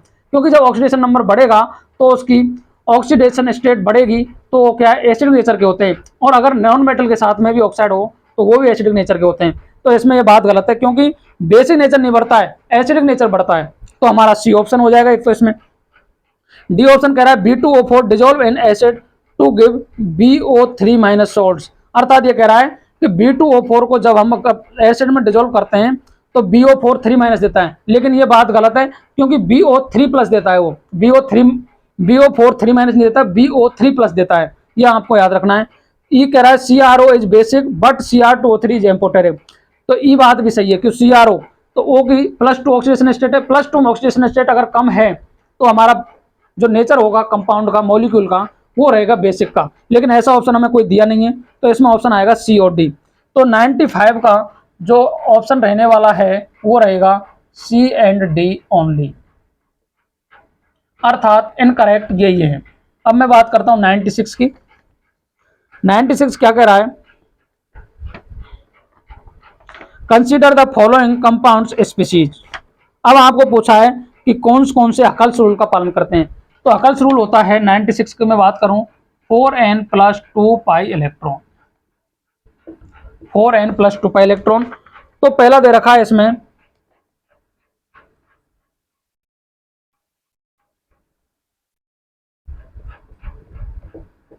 अब देखो 4n 1 2 3 4 5 5 4 × 2 + 2 अर्थात 10 पाई इलेक्ट्रॉन है इसमें। तो ये कर रहा है साहब, बिल्कुल कर रहा है। सेकंड है साइक्लो पेंटाडाई एनाइन,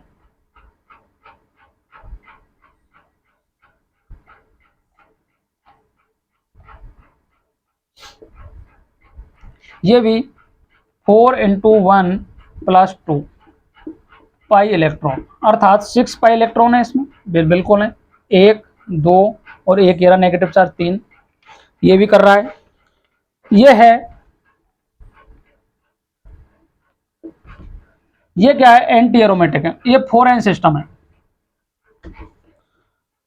और एक ये है,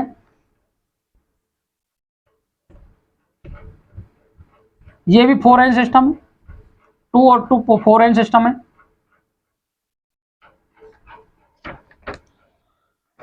एक है ये 2 पाई इलेक्ट्रॉन सिस्टम है, ये भी एरोमेटिक है, एरोमेटिक है, ये भी एरोमेटिक है, ये भी एरोमेटिक है, ये एंटी एरोमेटिक है। ये क्या है, साइक्लोऑक्टाटेट्राइन,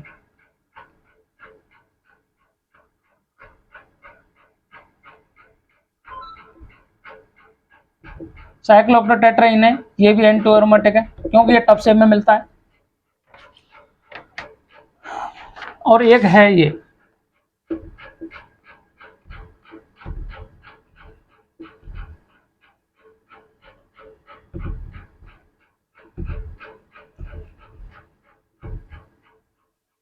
एंथ्रासीन, ये भी एरोमेटिक है। अब देखो एरोमेटिक कितने काम कर रहे हैं, 1 2 3 4, अर्थात इसमें अकल रूल का पालन करने वाले हैं 4। कौन कौन से नहीं कर रहे हैं, देखो ये तो फर्स्ट कर रहा है, सेकंड कर रहा है, थर्ड एंटी एरोमेटिक है, फोर्थ नहीं कर रहा, फोर्थ एंटी एरोमेटिक है, फिफ्थ कर रहा है एरोमेटिक है, सिक्स टब शेप में मिलता है एंटी एरोमेटिक है, और सेवंथ नंबर है, अर्थात 4 कर रहे हैं। तो 96 का हो जाएगा 4 ऑप्शन, 4 ऑप्शन है और 4n+2 का पालन कर रहे हैं। अब मैं बात करता हूं 97, क्वेश्चन नंबर है 97।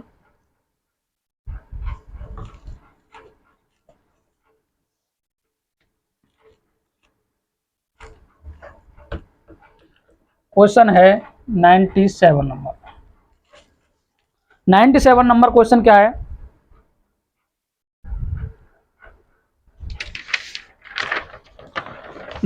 नंबर क्वेश्चन है what fraction of 1A centered octahedral bonds lies in 1 unit cell of FCC। तो देखो आपको याद होना चाहिए 97 में क्या है कि जो भी कॉर्नर है, कॉर्नर पार्टिसिपेशन करता है 1/8 का, एज करता है 1/4 का, और फेज करता है 1/2 का। हमें पूछा है एज का, तो एज करता है 1/4 का। तो 97 में अपना आ जाएगा, 97 में आ जाएगा, एज कौन से नंबर पे दे रखा है, 2 पे, 97 में ऑप्शन हो जाएगा 2। अब मैं बात करता हूँ 98 की। 98 कह रहा है which complex compound is most stable. Most stable compound कौन से होते हैं, कोऑर्डिनेशन कंपाउंड में आपको बता दूं मैं, जो सबसे ज्यादा चिलेट रिंग बनाएगा वही सबसे ज्यादा स्टेबल है। क्योंकि स्टेबल इसलिए है क्योंकि चिलेट रिंग बना रहा है और चिलेशन के कारण उसकी जो स्टेबिलिटी है वो बढ़ जाती है। तो देखो पहला दे रखा है CONH3 3NO3 अर्थात कोबाल्ट का कॉम्प्लेक्स है अमीन के साथ में और नाइट्रेट के साथ में, तो ये नहीं बनाएगा। COCl2En2NO3 Cl दे रखा है, Cl2 दे रखा है, En2 अर्थात एथिलीन डाइमीन दे रखा है। दूसरा दे रखा है NH3 अमीन के साथ में दे रखा है। चौथा दे रखा है अमीन के साथ और वाटर के साथ में। तो हमारा ऑप्शन हो जाएगा इसमें COCl2En2 और NO3, ये हमारा हो जाएगा। क्योंकि कारण क्या है? चीलेशन इफेक्ट के कारण चीलेट रंग बनाएगा ये En, इसलिए इसकी स्टेबिलिटी सबसे ज्यादा हो जाएगी। अगर इसकी जगह ट्राइइन होता, EDTA होता किसी में, तो उसकी ज्यादा स्टेबिलिटी हो जाती। अब 99 है on balancing the given redox reaction.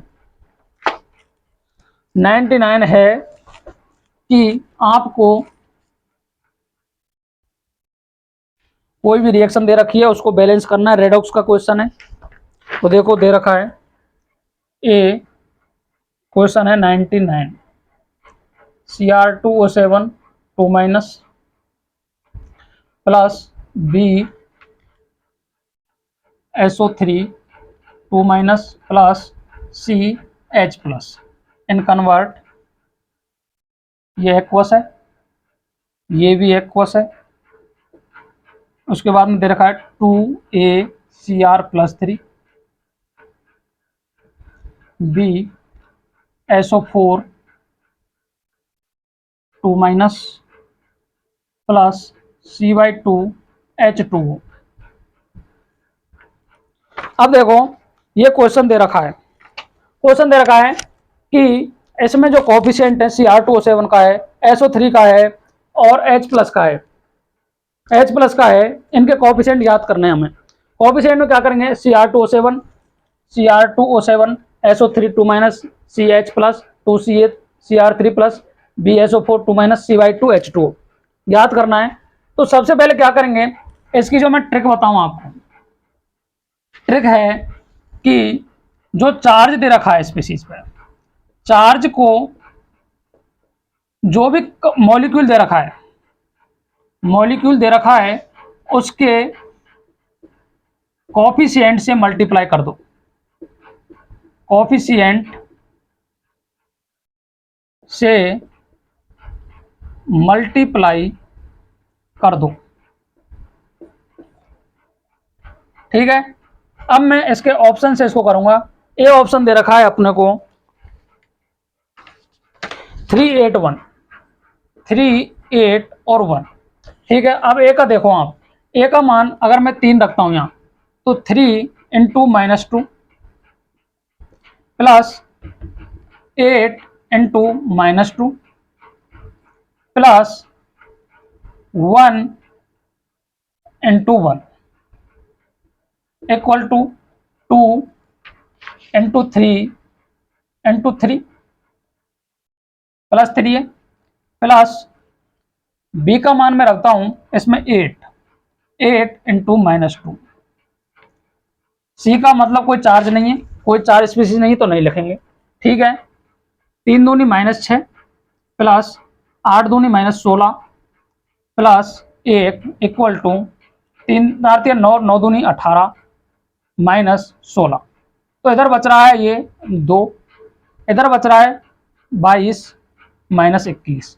क्या ये चार्ज बराबर है इसका? ये चार्ज बराबर नहीं है, तो ये इसके कोफिशिएंट नहीं हो सकते। दूसरा मैं बात करता हूं बी ऑप्शन की। बी ऑप्शन में ले लेता हूं इसमें 138। आप ऐसे ऑप्शन चेक करके कर सकते हैं इसको। मैं बात कर लेता हूं 138 की। Cr2O7 देखो 1 इंटू -2 प्लस बी का मान मैं 3 रख दूंगा, 3 -2 plus 8 into 1 equal to 2 into 1 into 3 plus B का मान क्या रखूं मैं? बी का मान है 3 इंटू -2। अब देखिएगा -2 -6 प्लस 6 इक्वल टू 6 -6।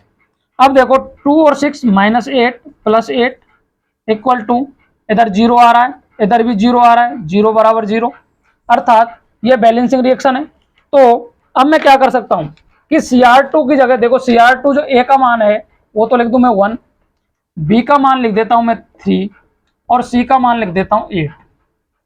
तो ऐसे हमारी ये रिएक्शन बैलेंस हो जाएगी। तो हमारा ऑप्शन रहने वाला है 99 में डी ऑप्शन, अर्थात डी ऑप्शन इसमें करेक्ट होने वाला है, क्योंकि जो इसके जो कोएफिशिएंट रहने वाले हैं वो रहेंगे 138। अब मैं बात करता हूं 100 क्वेश्चन की। 100 नंबर क्वेश्चन दे रखा है आपको, एक रिएक्शन दे रखी है, उसको कंप्लीट करना है। ये आपको समझ में आ गया होगा। इसकी एक ही ट्रिक है कि जो भी मॉलिक्यूल पर चार्ज दे रखा है उसके सामने जो कोएफिशिएंट दे रखा है उससे मल्टीप्लाई कर दो। अगर चार्ज लेफ्ट हैंड साइड और राइट हैंड साइड का अगर बराबर हो जाता है तो रिएक्शन बैलेंस है, वो इसके कोएफिशिएंट होंगे। ये आपको याद रखना है। अब मैं बात करता हूं last and question. Last question क्या है?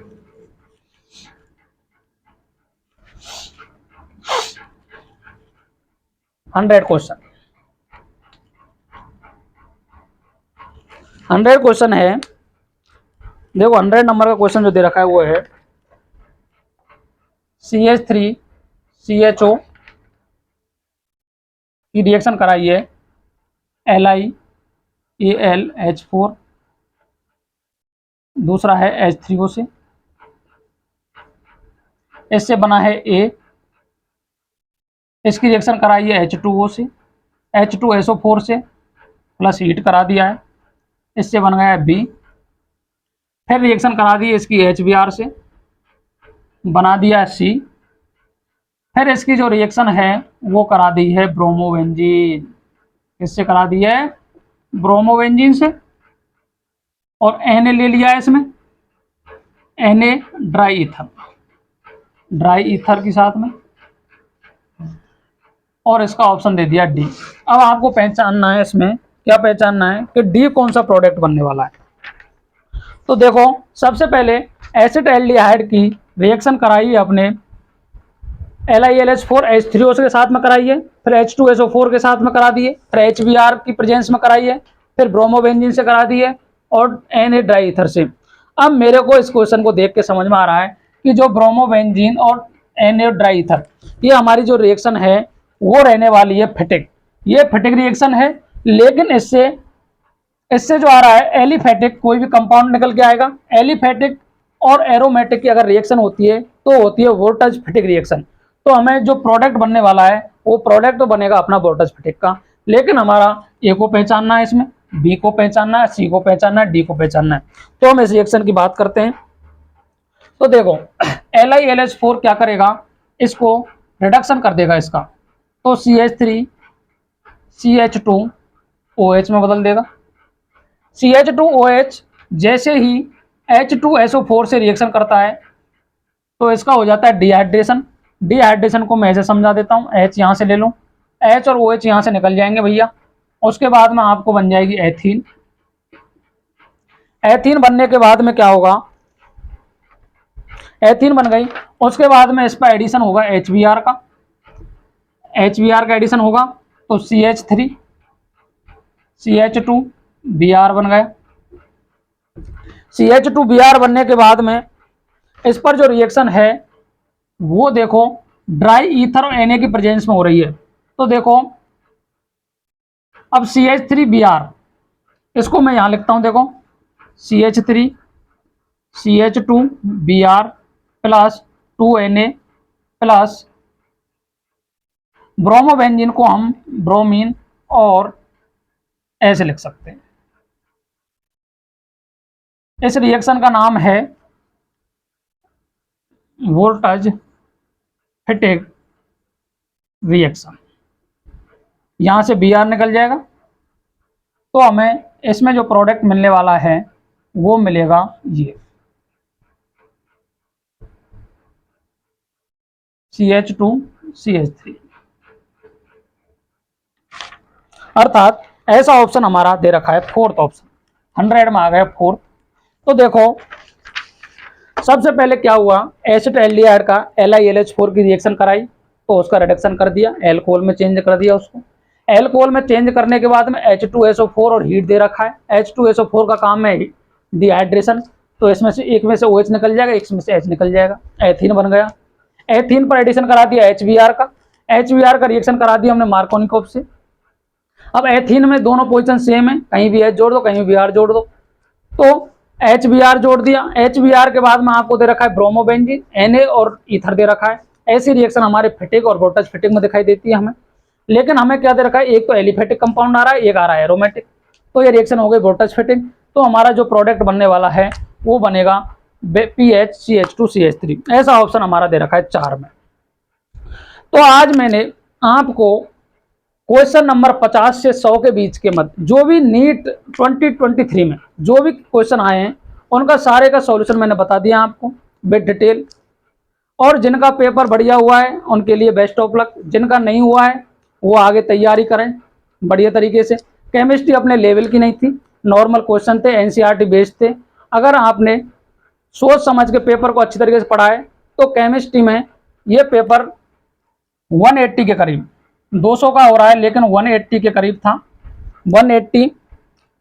200 में से आप अगर सभी क्वेश्चन करते हैं तो 200 में से अगर आपके क्वेश्चन 180 प्लस आ रहे हैं तो आप अच्छी दौड़ में हैं। तो आज के लिए हम रखते हैं यहीं तक। Thank you very much. Channel को सब्सक्राइब करें, लाइक करें और जिन्होंने भी नीट का पेपर दिया है उनके साथ शेयर करना ना भूलें। Thank you very much. Ram Ram साहब।